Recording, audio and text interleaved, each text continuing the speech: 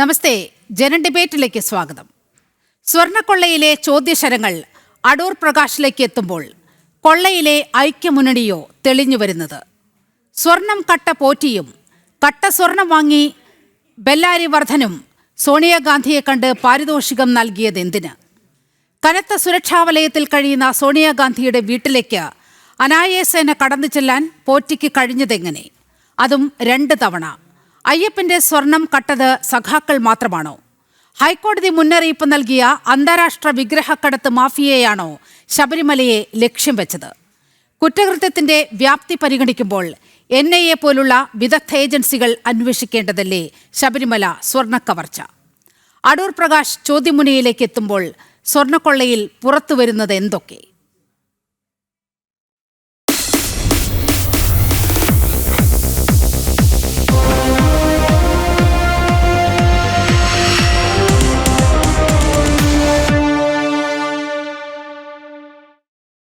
Janam debate ഈ വിഷയം പരിശോധിക്കുമ്പോൾ അതിഥികളായി എത്തുന്നത് BJP പ്രതിനിധി അഡ്വക്കേറ്റ് JR പത്മകുമാർ, കോൺഗ്രസ് പ്രതിനിധി അഡ്വക്കേറ്റ് സേനാപതി വേണു, CPM പ്രതിനിധി CK രവിശങ്കർ, ദേവസ്വം മുൻ deputy commissioner CR Radhakrishnan, MK Haridas രാഷ്ട്രീയ നിരീക്ഷകൻ, മഹേഷ് പണിക്കർ തട്ടാവിള കുടുംബാംഗം എന്നിവരാണ്.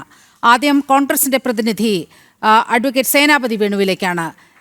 ശ്രീ സേനാപതി വേണു, ഈ തദ്ദേശ തെരഞ്ഞെടുപ്പിൽ ഈ സ്വർണ്ണക്കവർച്ചയുമായി ബന്ധപ്പെട്ട് വെളിപ്പെടുത്തലുകൾ, അതിൻ്റെ കണ്ടെത്തലുകൾ ഉണ്ടായപ്പോൾ അതിൻ്റെ ഏറ്റവും വലിയ ഗുണം ലഭിച്ചത് കോൺഗ്രസിനാണ്. ആ പാട്ടൊക്കെ അങ്ങേയറ്റം ഹിറ്റായി കോൺഗ്രസിനെ വലിയ രീതിയിൽ ഈ സ്വർണ്ണക്കൊള്ള സഹായിക്കുന്ന ഒരവസ്ഥയെത്തി. പക്ഷേ ആ തദ്ദേശ തെരഞ്ഞെടുപ്പ് പിന്നിട്ടിരിക്കുന്നു. ഇപ്പോൾ നിയമസഭാ തെരഞ്ഞെടുപ്പിൻ്റെ ആദ്യപടിയിലേക്ക് രാഷ്ട്രീയ കേരളം ചുവടുവെക്കുകയാണ്. അപ്പോൾ ഇതാ വരുന്നു, തിരിഞ്ഞുകൊത്തുന്ന രീതിയിൽ അടൂർ പ്രകാശിനെ ചോദ്യമുനയിലേക്ക് SIT വിളിച്ചു വരുത്താൻ പോകുന്നു. കോൺഗ്രസിനെ സംബന്ധിച്ചിടത്തോളം പരിഭ്രാന്തിയുടെ ചില ദിവസങ്ങളായിരിക്കാം മുന്നിൽ വരാൻ പോകുന്നത്.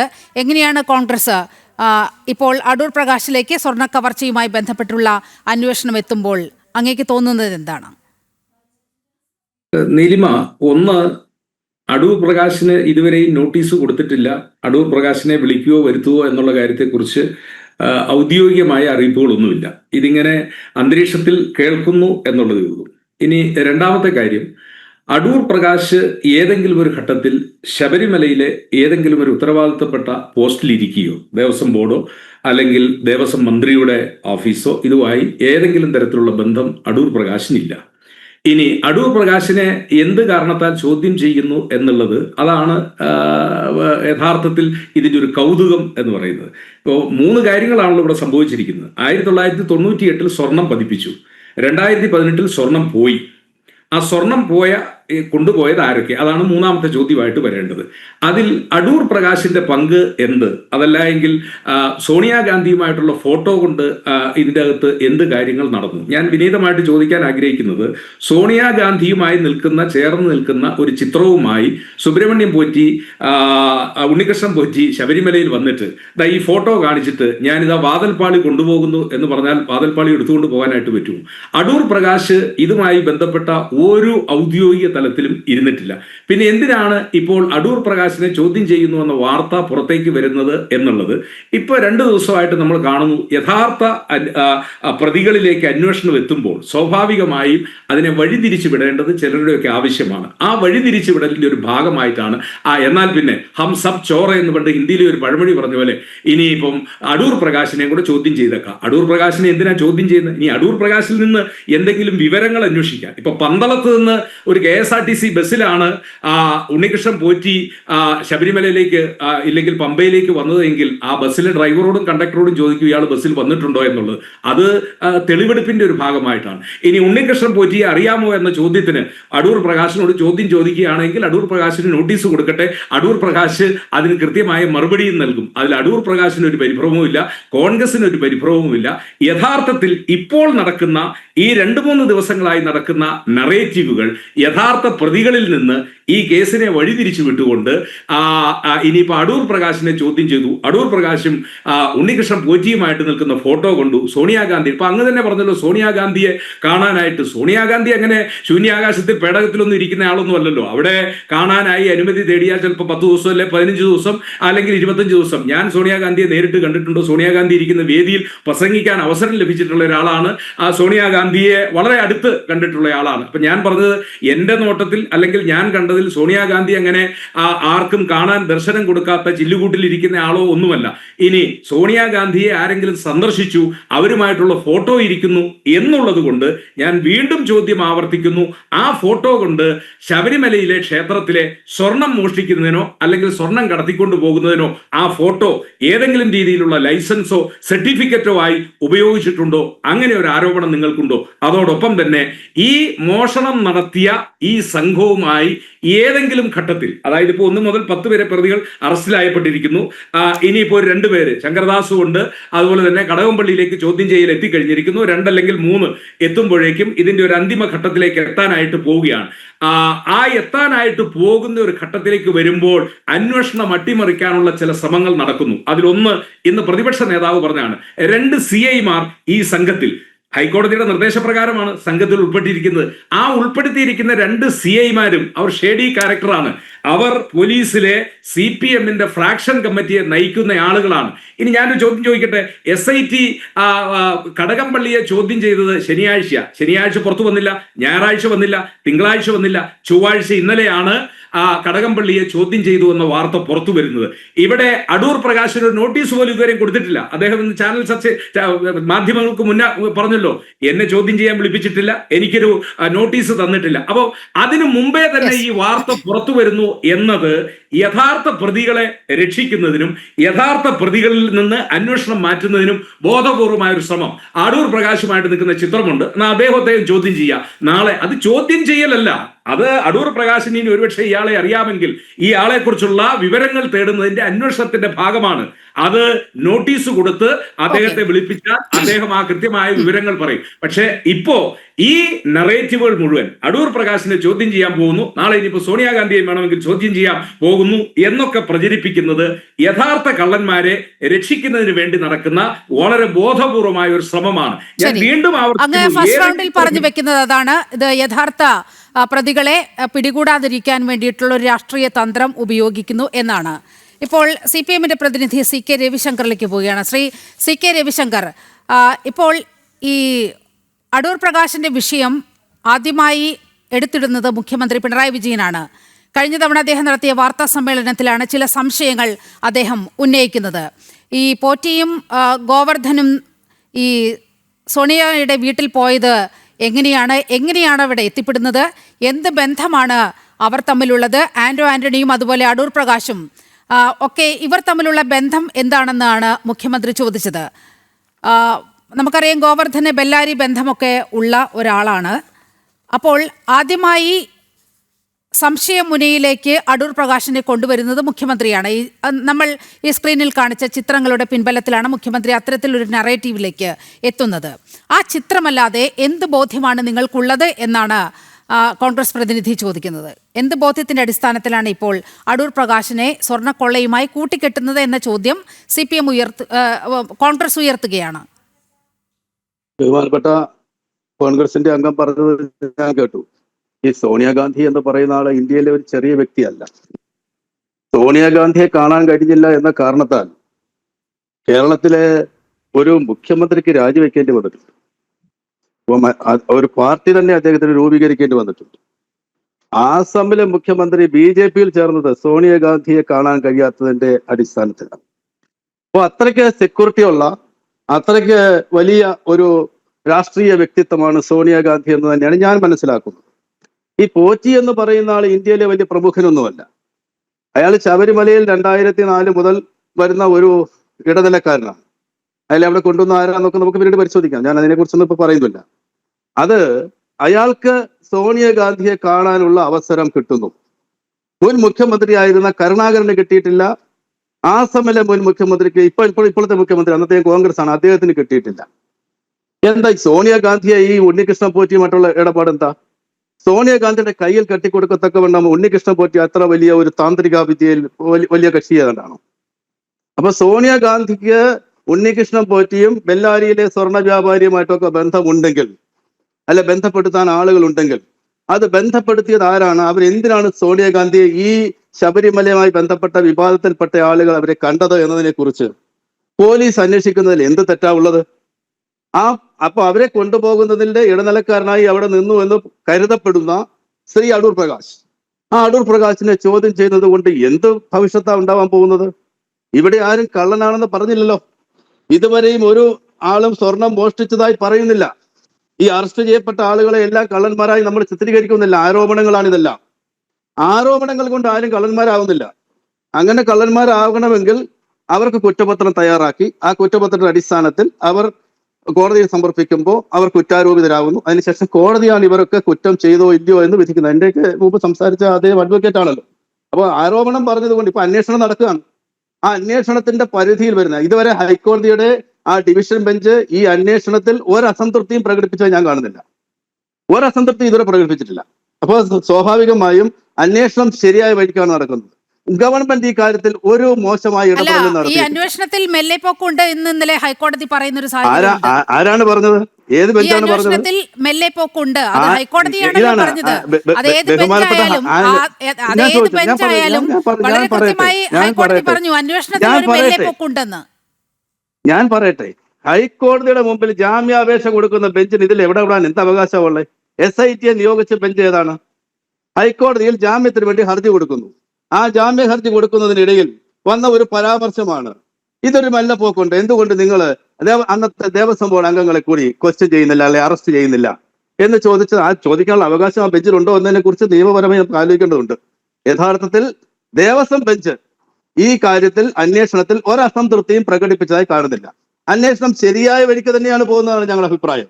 ആരാണോ ഈ തെറ്റ് ചെയ്തിട്ടുള്ളത്, ശബരിമലയിൽ നിന്നും ഏതെങ്കിലും സ്വർണമോ അതല്ലെങ്കിൽ മറ്റെന്തെങ്കിലും വിലപിടിപ്പുള്ള വസ്തുക്കളോ അവിടെ നിന്ന് മോഷ്ടിക്കപ്പെടുകയോ കവർന്നെടുക്കുകയോ ചെയ്തിട്ടുണ്ടെങ്കിൽ ആ ചെയ്ത ഏത് കുറ്റവാളിയാണെങ്കിലും ശിക്ഷിക്കപ്പെടണം എന്ന നിലപാടിൽ തന്നെയാണ് CPIM-ഉം ഇടതുപക്ഷ ജനാധിപത്യ മുന്നണി സർക്കാരും. നിങ്ങളിവിടെ ചിത്രത്തിന്റെ കാര്യം പറഞ്ഞല്ലോ. അടൂർ പ്രകാശ് സാറിന്റെ കൂടെ നിൽക്കുന്ന ഒരു ചിത്രമാണല്ലോ ഇവിടെ വിവാദമാണെന്ന് എനിക്ക് മുമ്പ് സംസാരിച്ച കോൺഗ്രസിന്റെ ബഹുമാന്യനായ നേതാവ് പറഞ്ഞത്. കടകംപള്ളി സുരേന്ദ്രന്റെ കൂടെ നിൽക്കുന്ന ചിത്രം മാത്രമേ ഉള്ളൂ. കടകംപള്ളി സുരേന്ദ്രനോടൊപ്പം നിൽക്കുന്ന ചിത്രം എന്താണ്? ദേവസ്വം ബോർഡ് പണിഞ്ഞു കൊടുത്ത ഒരു വീടിന്റെ ഉദ്ഘാടന ചടങ്ങിൽ അവരൊന്നിച്ച് നിൽക്കുന്ന ചിത്രമാണ്. രണ്ട്, മുഖ്യമന്ത്രി പിണറായി വിജയനുമായിട്ട് ബന്ധപ്പെട്ട ഒരു ചിത്രം പ്രചരിക്കുന്നുണ്ട്. ആ ചിത്രത്തിൽ ഒരു ആംബുലൻസിന്റെ ഉദ്ഘാടനവുമായി ബന്ധപ്പെട്ട കാര്യമാണ്. അദ്ദേഹം അയാളോട് സംസാരിക്കുന്ന പോലുമില്ല, അതിൽ നടന്നു പോകുക മാത്രമാണ് ചെയ്യുന്നത്.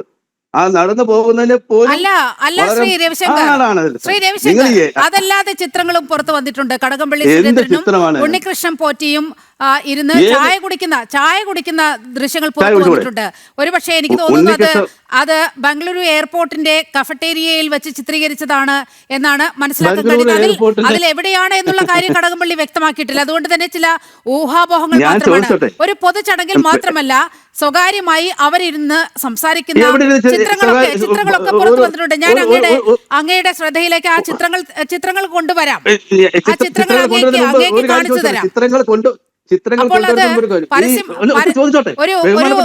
ഒരു പൊതുപരിപാടിയിൽ മാത്രമല്ല വളരെ രഹസ്യമായി അവർ സംസാരിക്കുന്ന, അവർ ഒരുമിച്ച് ചായ കുടിക്കുന്ന. അപ്പോൾ ഉണ്ണികൃഷ്ണൻ പോറ്റിയും ഈ കടകംപള്ളി സുരേന്ദ്രനും തമ്മിൽ അങ്ങനെ ഒരു പരിചയമില്ല എന്ന് അടുത്ത പരിചയമില്ല എന്നൊന്നും പറഞ്ഞു പോകാൻ കഴിയില്ല. ശ്രീ രവിശങ്കർ, അങ്ങ് ഈ ഒരു എയർപോർട്ടിന്റെ ലോഞ്ചിലിരിക്കുന്ന ഉണ്ണികൃഷ്ണൻ പോറ്റി ചായ കുടിച്ചുകൊണ്ടിരിക്കുന്നത് അവരുടെ സ്വകാര്യ സംഭാഷണമാണ്.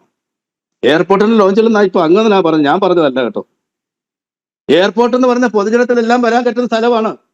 അവിടെ പലരും ചായ കുടിച്ചെന്നിരിക്കും, ചിലപ്പോൾ സംസാരിച്ചെന്നിരിക്കും. പക്ഷെ ഒരു മേശയുടെ അപ്പുറത്തും ഇപ്പുറത്തും ഇരുന്ന് രണ്ട് വ്യക്തികൾ തമ്മിൽ സംസാരിക്കുകയാണ്. അപ്പോൾ ഒരു ബന്ധവുമില്ലാതെ അങ്ങനെ ഇരുന്ന് ചായ കുടിക്കുമെന്നൊക്കെ അങ്ങനെ പൊതുജനം ചില സംശയങ്ങൾ ഉന്നയിക്കുന്നതാണ് ശ്രീ രവിശങ്കർ. അപ്പോൾ പൊതുജനത്തിന് പല സംശയവും കാണും. ഞാനൊന്ന് ഒറ്റ കാര്യം ചോദിച്ചോട്ടെ. മഹാത്മാഗാന്ധിയുടെ വധക്കേസിൽ വീര സവർക്കർ എന്ന് നിങ്ങൾ ആവശ്യപ്പെടുന്ന ആൾ പ്രതിയായിരുന്നു. അദ്ദേഹം പ്രതിയാണ് നിങ്ങൾ വിശ്വസിക്കുന്നുണ്ടോ? സവർക്കർ പ്രതിയാണോ? അതും ഇതും തമ്മിൽ അദ്ദേഹം എന്ത് പക്ഷേ ബന്ധം? ഉണ്ട്, അതും ഉണ്ട്. ഇതും എന്ത് ഈ എന്ത് കേസിനകത്ത് ബന്ധം? ബന്ധമുണ്ട്. അതൊക്കെ വളരെ എന്റെ ചോദ്യം കൃത്യമായി വളരെ പ്രസക്തമാണ്. പറഞ്ഞു വെച്ചിട്ടുള്ളതാണ്. ആരോപണം കൃത്യമായി പറഞ്ഞു പറഞ്ഞതുകൊണ്ട് വെച്ചിട്ടുള്ളത്. മാത്രം ഒരാൾ താങ്കൾ പ്രതിയാവുന്നില്ല. വിഷയം മാറ്റാതിരിക്കൂ. ആരോപണം ശ്രീ ഞാൻ രവിശങ്കർ, വിഷയം മാറ്റില്ല. താങ്കൾ വിഷയം ആരോപണം മാറ്റാതിരിക്കൂ. പറഞ്ഞാൽ താങ്കൾ വിഷയം മാറ്റാതിരിക്കൂ. താങ്കൾ വിഷയം മാറ്റാതിരിക്കൂ. ഞാൻ തദ്ദേശ അങ്ങയോട് വളരെ തെരഞ്ഞെടുപ്പിൽ ഇപ്പോൾ ഞാൻ വളരെ കോൺഗ്രസ് പറയട്ടെ. കോൺഗ്രസ് ഉന്നയിക്കുന്ന എന്ത് വാദം കോൺഗ്രസിൽ എന്ത് തദ്ദേശ ഉന്നയിക്കാം? തെരഞ്ഞെടുപ്പിൽ തിരിച്ചടി ഉണ്ടായി CPM-ന്. സ്വർണ്ണക്കൊള്ളയുമായി ബന്ധപ്പെട്ട് തന്നെയാണ് CPM-ന് വലിയ തിരിച്ചടി ഉണ്ടായത് എന്നുള്ള കാര്യത്തിൽ ഒരു തർക്കവുമില്ല. ഞങ്ങളങ്ങനെ വിലയിരുത്തിയിട്ടില്ല. പാർട്ടി അടക്കം അക്കാര്യം പറയുന്നുണ്ട്. അപ്പോൾ ഞങ്ങൾ അതിൽ വിലയിരുത്തിയിട്ടില്ല. നിന്ന് ശ്രദ്ധ തിരിക്കാൻ, ഈ നിയമസഭാ തെരഞ്ഞെടുപ്പിലേക്ക് വരുമ്പോൾ ശ്രദ്ധ തിരിക്കാൻ വേണ്ടി കോൺഗ്രസിന് കൂടി ഇക്കാര്യത്തിൽ പങ്കുണ്ട് എന്ന് വരുത്തി തീർക്കാൻ ചില ശ്രമങ്ങൾ നടക്കുന്നു എന്നാണ് കോൺഗ്രസിന്റെ നേതാക്കൾ പറയുന്നത്. KC വേണുഗോപാൽ അങ്ങനെ പറയുന്നുണ്ട്, പ്രതിപക്ഷ നേതാവ് പറയുന്നുണ്ട്. ഈ ചർച്ചയിൽ പങ്കെടുത്ത സേനാപതി വേണു അടക്കം ആ ഒരു ആംഗിളാണ് മുന്നോട്ട് വെക്കുന്നത്. ഞാൻ ചോദിക്കുന്നത്, ഇത്തരത്തിൽ സോണിയാഗാന്ധിയെയും അടൂർ പ്രകാശിനെയും ആന്റണിയെയുമൊക്കെ ഇതിലേക്ക് വലിച്ചിഴയ്ക്കാൻ എന്താണ് സർക്കാരിന് മുന്നിലുള്ള തെളിവ്? നിങ്ങളുടെ സംശയം എന്താണ്? പറഞ്ഞു കഴിഞ്ഞു. ഇനി എനിക്ക് പറയാമോ? പറയൂ. അങ്ങ് ഇപ്പൊ പറഞ്ഞ കാര്യത്തിൽ തന്നെ ഞങ്ങളെ സംബന്ധിച്ചിടത്തോളം ഈ തെരഞ്ഞെടുപ്പിൽ ഇടതുപക്ഷ ജനാധിപത്യ മുന്നണിക്ക് കേരളത്തിൽ 394 പഞ്ചായത്തുകൾ മാത്രമേ ജയിക്കാൻ കഴിഞ്ഞിട്ടുള്ളൂ. 500-ലധികം പഞ്ചായത്തുകൾ കോൺഗ്രസ് പാർട്ടി പ്രതിനിധാനം ചെയ്യുന്ന അല്ലെ നേതൃത്വം കൊടുക്കുന്ന UDF ജയിച്ചിട്ടുണ്ട്.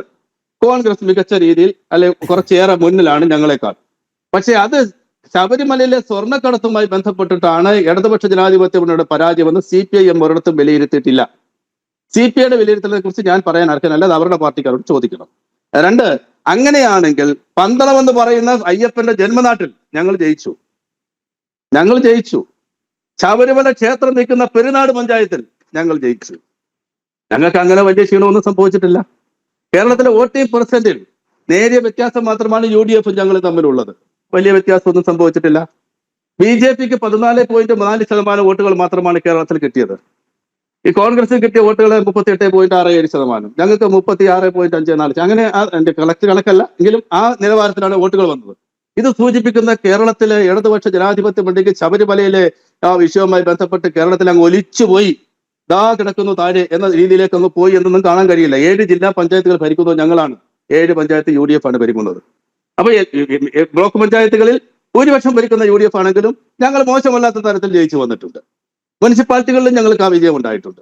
അപ്പൊ ഞങ്ങൾ അങ്ങനെ താഴെ പോയി എന്ന് കാണത്തക്ക ഇപ്പോഴും തെരഞ്ഞെടുപ്പിന് ശേഷം പരിശോധിക്കപ്പെടുമ്പോൾ 66 മണ്ഡലങ്ങളിൽ LDF മുന്നിലാണ്. ഞങ്ങൾ കഴിഞ്ഞ ലോക്സഭാ തെരഞ്ഞെടുപ്പിൽ കേവലം 11 മണ്ഡലങ്ങളിൽ മാത്രമായിരുന്നു മുന്നിലുണ്ടായിരുന്നത്. അവരിൽ നിന്ന് ഞങ്ങൾ അതിൽ നിന്ന് സർവൈവ് ചെയ്തു വന്ന് 66 മണ്ഡലങ്ങളിലേക്ക് എത്തിയിരിക്കുന്നു. വരാൻ പോകുന്ന തെരഞ്ഞെടുപ്പിലായാലും ഇടതുപക്ഷ ജനാധിപത്യ മുന്നണി ജയിക്കുമെന്ന കാര്യത്തിൽ ഞങ്ങൾക്ക് തർക്കമൊന്നുമില്ല. ഈ തെറ്റിദ്ധാരണകളൊക്കെ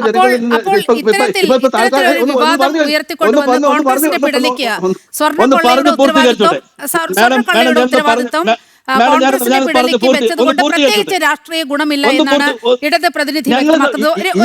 ഒരു ഇടവേളയ്ക്ക് ശേഷം തിരികെ എത്താം. BJPയുടെ പ്രതിനിധി അഡ്വക്കേറ്റ് JR പത്മകുമാറിലേക്കാണ്. ശ്രീ പത്മകുമാർ, ഈ അടൂർ പ്രകാശ് ചോദ്യമുനയിലേക്ക് എത്തുമ്പോൾ വളരെ ഗുരുതരമായ ചില ചോദ്യങ്ങൾ പൊതുസമൂഹം ഉന്നയിക്കുന്നുണ്ട്. നമുക്കറിയാം, ആ ചിത്രം കാണിക്കുന്നത് തന്നെ UPAയുടെ പ്രതാപകാലത്താണ്. സോണിയ വളരെ പ്രതാപശാലിയായിരിക്കുന്ന ഒരു സമയത്താണ് ആ ചിത്രമൊക്കെ എടുത്തതെന്ന് നമുക്ക് കാണാം. മുഖ്യമന്ത്രിമാരും അതുപോലെ VIP-കളും വിദേശ പ്രതിനിധികളുമൊക്കെ സോണിയയുടെ ഒരു അപ്പോയിൻമെൻറ്റിന് വേണ്ടി കാത്തുകെട്ടി നിൽക്കുന്ന ഒരു സമയത്താണ് ഇത്തരത്തിൽ ഉണ്ണികൃഷ്ണൻ പോറ്റി എന്ന് പറയുന്ന ഒരാൾ സോണിയാഗാന്ധിയെ കാണുന്നത്. അതും 2 തവണ. വളരെ അടുത്ത ബന്ധമുണ്ടെന്ന് സൂചിപ്പിക്കുന്ന രീതിയിലുള്ള ശരീരഭാഷയാണ് ആ ചിത്രങ്ങളിൽ നമുക്ക് കാണാൻ കഴിയുന്നത്. നേരത്തെ ഈ ചർച്ചയിൽ പങ്കെടുത്ത ശ്രീ രവിശങ്കർ ചൂണ്ടിക്കാട്ടിയതുപോലെ ഹിമന്ത ബിശ്വ ശർമ്മയ്ക്ക് പോലും അന്ന് കാണാൻ അനുമതി ഉണ്ടായിരുന്നില്ല.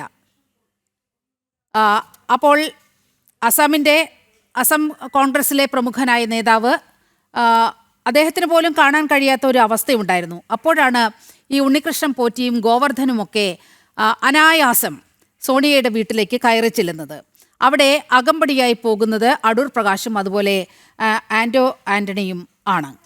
ഇതിനെ ഒരു ചിത്രം മാത്രമായി അതിനെ കാണാൻ കഴിയുമോ? ആ ചിത്രത്തിനപ്പുറത്ത് വലിയ മാനങ്ങൾ ഇതിൽ കാണുന്നില്ലേ? സ്വർണ്ണക്കൊള്ളയുമായി ബന്ധപ്പെട്ട് കോൺഗ്രസിൻ്റെ പറഞ്ഞ നേതാക്കന്മാർക്ക് എന്തെങ്കിലും ബന്ധമുണ്ടോ എന്നുള്ള കാര്യം അന്വേഷണത്തിൽ പുറത്തു വരേണ്ട കാര്യമാണ്. അതെ.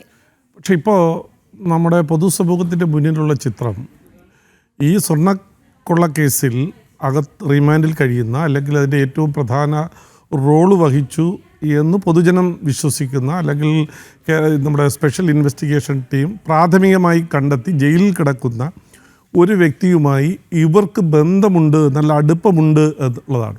അത് ഏത് തരത്തിലുള്ള അടുപ്പമാണ്? സ്വർണ്ണക്കള്ളക്കടത്തിനോട് ബന്ധപ്പെട്ട് ഒത്താശ ചെയ്യുന്നതാണോ, അതല്ല മറ്റു ഏതെങ്കിലും തരത്തിലുള്ള ബന്ധമാണോ എന്നുള്ള കാര്യം സ്പെഷ്യൽ ഇൻവെസ്റ്റിഗേഷൻ ടീം പുറത്തു കൊണ്ടുവരേണ്ടതാണ്. അതിനു വേണ്ടിയിട്ടാണ് ചോദ്യം ചെയ്യാൻ പോകുന്നത് എന്നുള്ളത്.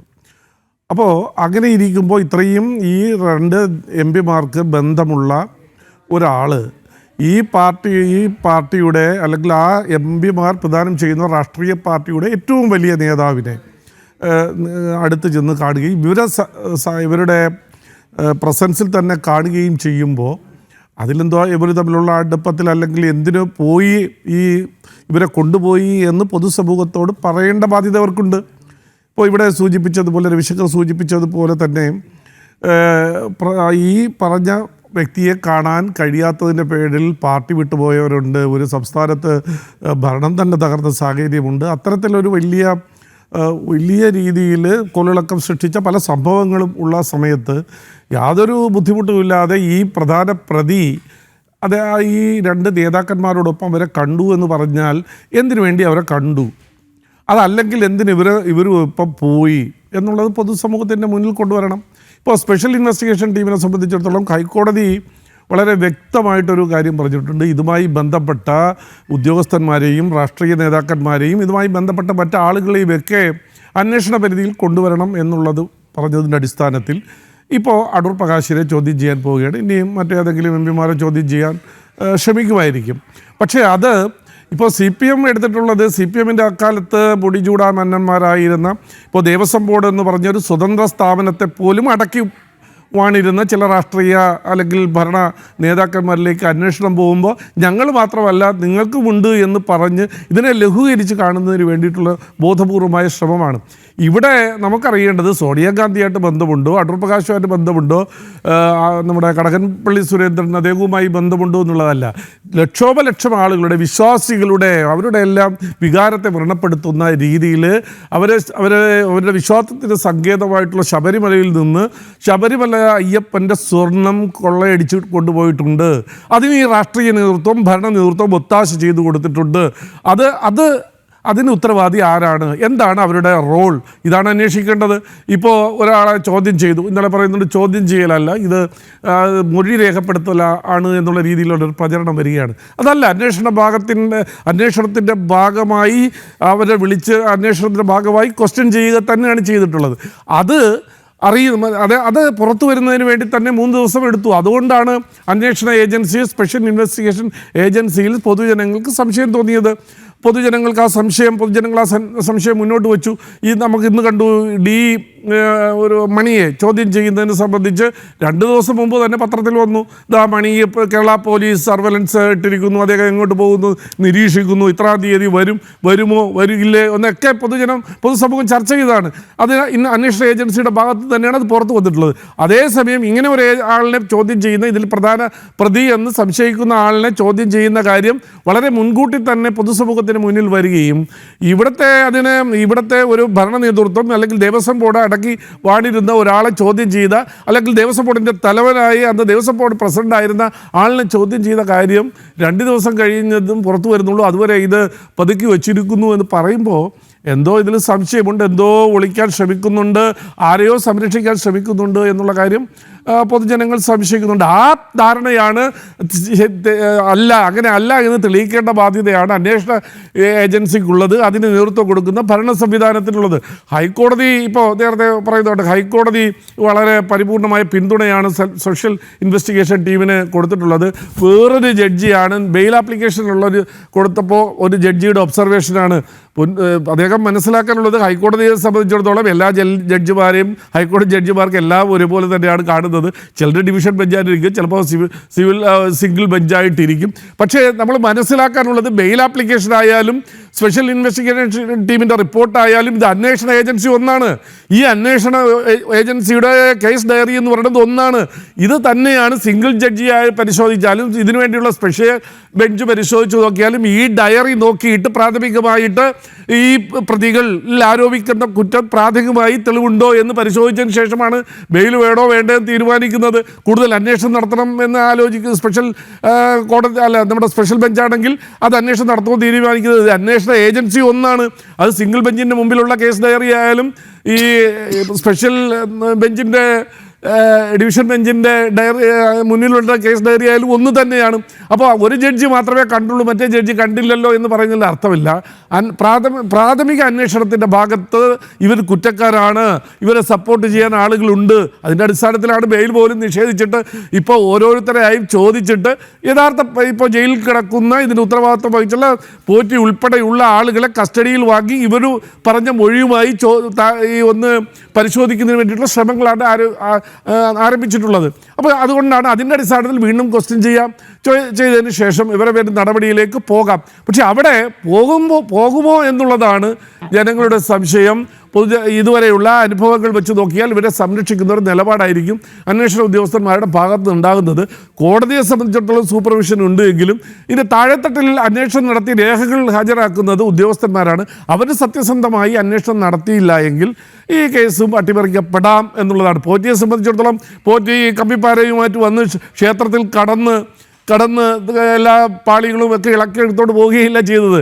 ദേവസ്വം ബോർഡിൻ്റെ ഒഫീഷ്യൽസ് വളരെ അവരുടെ ഔദ്യോഗിക കൃത്യനിർവഹണത്തിൻ്റെ ഭാഗമായിട്ടൊരു മകസർ തയ്യാറാക്കി ഈ സാധനങ്ങളെല്ലാം ഇളക്കിയെടുത്ത് പോറ്റിയുടെ കയ്യിലേക്ക് വെച്ചു കൊടുക്കുകയാണ് പോയിട്ടുള്ളത്. നിങ്ങൾ കൊണ്ടുപോയി ഇത് ശരിയാക്കി കൊണ്ടുവരിക എന്നുള്ളത് അതാണ് ചെയ്തിട്ടുള്ളത്. അപ്പോൾ അങ്ങനെ ചെയ്യുമ്പോൾ വിശ്വാസവഞ്ചനയിൽ ഈ പോറ്റി മാത്രമല്ല ബാക്കി എല്ലാ ആളുകളെ സംബന്ധിച്ചിടത്തോളം അതിൽ ഉത്തരവാദികളാണ്. ഇതിൽ ഒന്നോ രണ്ടോ ആളുകളല്ല. ബോർഡിനെ സംബന്ധിച്ചിടത്തോളം ഒരാൾക്ക് മാത്രം കൂടുതൽ പവറൊന്നുമില്ല. 3 പേര് കൂടി തീരുമാനമെടുത്താൽ ആ തീരുമാനം എല്ലാവർക്കും ബാധകമാണ്. അല്ലാതെ സഹാവ് പറഞ്ഞതുകൊണ്ട് ഞാൻ ഒപ്പിട്ടു എന്ന് പറയാനല്ല ഒരാളെ ദേവസ്വം ബോർഡ് മെമ്പറാക്കിയിട്ടുള്ളത്.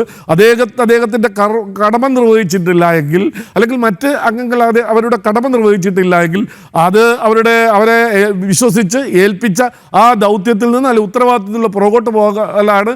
അതിലൂടെ എന്തെങ്കിലും കാര്യം ഈ നാട്ടിലെ വിശ്വാസികൾക്കോ നമ്മുടെ പൊതുസമൂഹത്തിനോ സംഭവിച്ചിട്ടുണ്ടെങ്കിൽ അതിൻ്റെ ഉത്തരവാദി എല്ലാ ആളുകളുമാണ്. അതുകൊണ്ട് തീർച്ചയായിട്ടും ഇങ്ങനെ ഫോട്ടോ മാത്രമല്ലേ ഉള്ളൂ, തെളിഞ്ഞിട്ടില്ല എന്ന് പറയുകയല്ല വേണ്ടത്. ഇതിന് ഉത്തരവാദി ആയ ആളുകളെ മുഴുവൻ നിയമത്തിൻ്റെ മുന്നിൽ കൊണ്ടുവരികയും ശബരിമല അയ്യപ്പൻ്റെ ഒരു മണി സ്വർണം പോയിട്ടുണ്ടെങ്കിൽ അത് തിരിച്ചു കൊണ്ടുവരികയും അതിൻ്റെ ഉത്തരവാദിത്വം ഈ ഭരണ നേതൃത്വവും അതുപോലെ തന്നെ നമ്മുടെ ദേവസ്വം ബോർഡിൻ്റെ ഉത്തരവാദിത്തമുള്ള ആളുകളും ഏറ്റെടുക്കണം എന്നാണ് എൻ്റെ അഭിപ്രായം. ഓക്കെ, ശ്രീ CR രാധാകൃഷ്ണനിലേക്ക് പോവുകയാണ്. ദേവസ്വം മുൻ ഡെപ്യൂട്ടി കമ്മീഷണറാണ്. CR രാധാകൃഷ്ണൻ സാർ, നമ്മൾ ഈ ചിത്രങ്ങളിലൊക്കെ കാണുന്നത് പോലെ ഈ സ്വർണ്ണക്കൊള്ള എന്ന് പറയുന്ന സംഗതി കുറേ നാളുകളായി ഇതിൻ്റെ ആലോചന ഒക്കെ ഒരുപക്ഷെ നടന്നു കാണാം. വളരെ പെട്ടെന്നൊരു സുപ്രഭാതത്തിൽ 2019 ഇങ്ങനെ ഒന്ന് അവിടെ നിന്ന് കൊള്ള ചെയ്തു പോയി എന്ന് വിശ്വസിക്കാൻ കഴിയില്ല എന്നാണ് തോന്നുന്നത്. കാരണം കുറേയേറെ സംഭവവികാസങ്ങൾ അവിടെ ഉണ്ടായിട്ടുണ്ട്. ഈ 96 അവിടെ സ്വർണം പൂശിയ സമയത്ത് അതിൻ്റെ രേഖകളൊന്നുമില്ല. 98 വിജയ് മല്യ കൊടുത്ത സമയത്ത് അതിൻ്റെ രേഖകൾ എവിടെയാണ് എന്നുള്ള തരത്തിൽ ഇരുട്ടിൽ തപ്പുന്ന ഒരു സമീപനമൊക്കെ അവിടെ ഉണ്ടായി. അതായത് ഒരു രേഖപ്പെടുത്തലും ഇല്ലാതെയാണ് ശബരിമലയിൽ വിലപ്പെട്ട വസ്തുക്കൾ അവിടെ ഭക്തർ കാണിക്കയായി സമർപ്പിച്ചതൊക്കെ സൂക്ഷിച്ചിരുന്നത് എന്നാണ് മനസ്സിലാക്കുന്നത്. അതൊക്കെ ആരുടെ കയ്യിലേക്ക് എങ്ങനെയൊക്കെ പോയിട്ടുണ്ട് എന്നതിലടക്കം സംശയം പ്രകടിപ്പിച്ചുകൊണ്ടാണ് ഹൈക്കോടതി അന്താരാഷ്ട്ര വിഗ്രഹക്കടത്ത് മാഫിയ ഇതിൻ്റെ പുറകിലുണ്ടോ എന്നുള്ള വലിയ സംശയം ഉന്നയിക്കുന്നത്.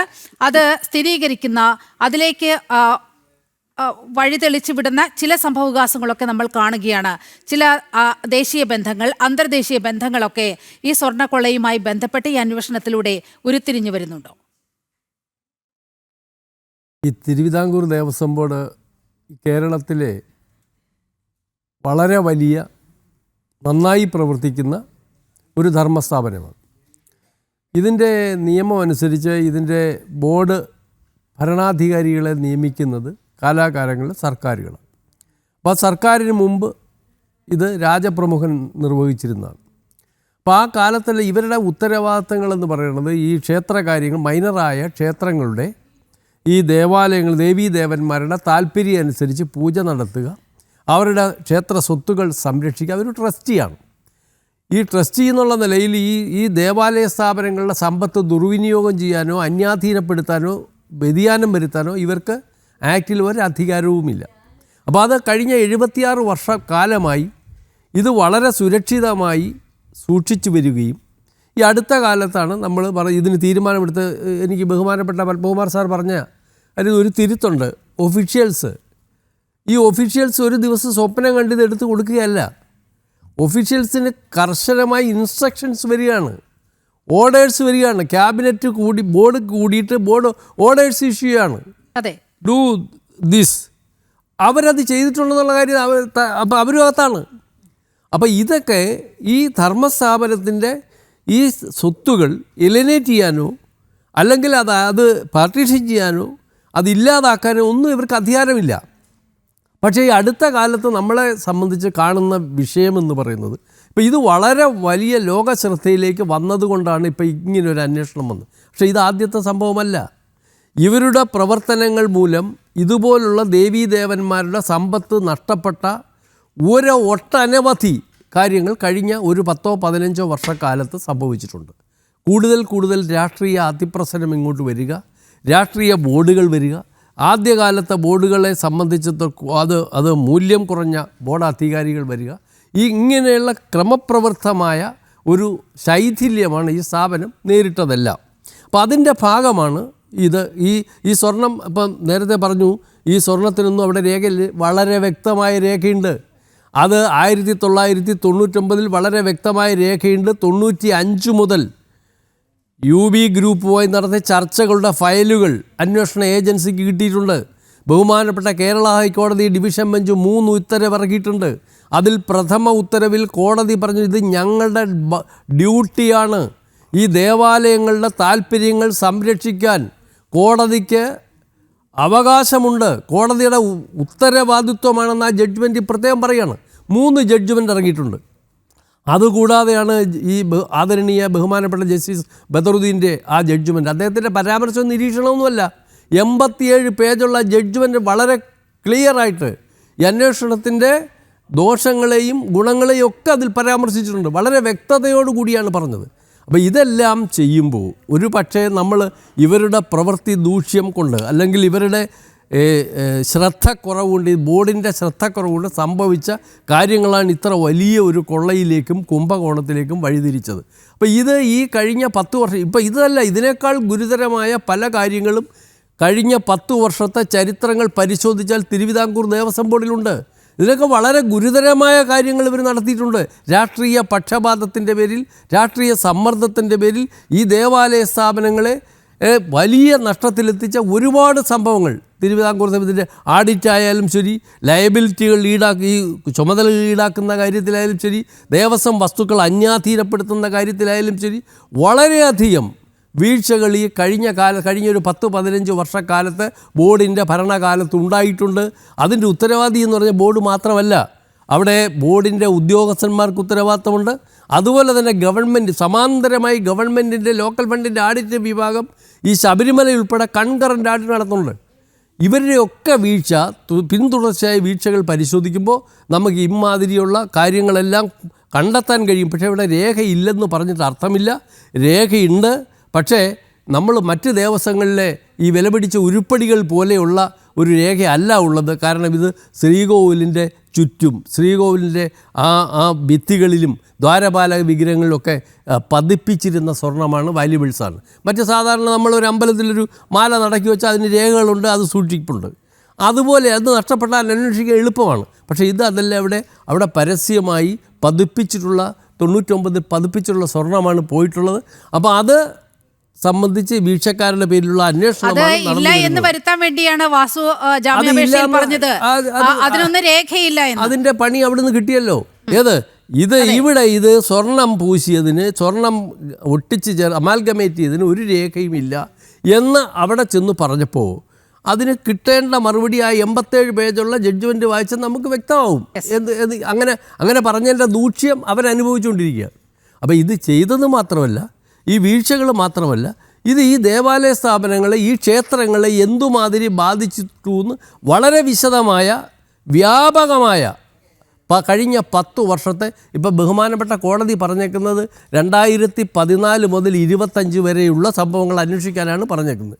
പോരാ, ഒരു 8 വർഷം മുമ്പ് കൂട്ടിയുള്ളതുകൂടി അന്വേഷിക്കണം. കാരണം ഇതിൻ്റെ വൻതോതിലുള്ള ക്ഷേത്ര സമ്പത്തുകൾ നഷ്ടപ്പെട്ടിട്ടുണ്ട്. ഇവരുടെ വീഴ്ച കൊണ്ട് ഇവരുടെയും ഉദ്യോഗസ്ഥന്മാരെ ഇതുകൂടെ അന്വേഷിക്കണമെന്നാണ് എൻ്റെ അഭിപ്രായം. യെസ്, അതാണ് ഏതാണ്ട് ഒരു 30 വർഷത്തെയെങ്കിലും കണക്കെടുപ്പ് വേണം എന്നുള്ള ആവശ്യമാണ് പൊതുജനങ്ങളിൽ നിന്നടക്കം ഉയരുന്നത്. രാഷ്ട്രീയ നിരീക്ഷകൻ MK ഹരിദാസിലേക്കാണ്. ശ്രീ ഹരിദാസ്, ഇപ്പോൾ നോക്കൂ, ഈ സ്വർണ്ണക്കൊള്ള കേസിലെ അന്വേഷണം ആദ്യം ഉദ്യോഗസ്ഥ തലത്തിൽ നടപടി ഉണ്ടാവുകയാണ്. ഈ സ്വർണം കട്ടതിന് കൂട്ടുനിന്ന എല്ലാ ഉദ്യോഗസ്ഥരും മിക്കവാറും ജയിലഴിയിലേക്ക് പോകുന്ന സാഹചര്യം വന്നു. രണ്ടാമത് ബോർഡ് നേതൃത്വത്തിൻ്റെതാണ്. മൂന്നാമതായി വരുന്നത് രാഷ്ട്രീയ നേതൃത്വത്തിലേക്കാണ്. കടകംപള്ളി സുരേന്ദ്രനെ കഴിഞ്ഞ ദിവസം ചോദ്യം ചെയ്തു. ആ വാർത്ത പുറത്തു വരാൻ പക്ഷേ 2-3 ദിവസം എടുത്തു എന്ന് മാത്രമാണ്.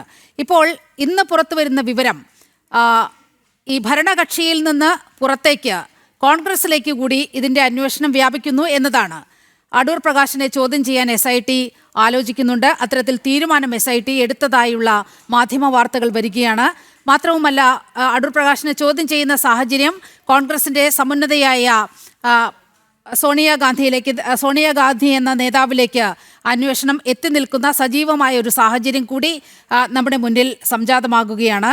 എങ്ങനെയാണ് സ്വർണ്ണക്കവർച്ച കേസിലെ അന്വേഷണം പോകുന്നത്? വമ്പൻ സ്രാവുകളിലേക്ക് എത്തുമോ?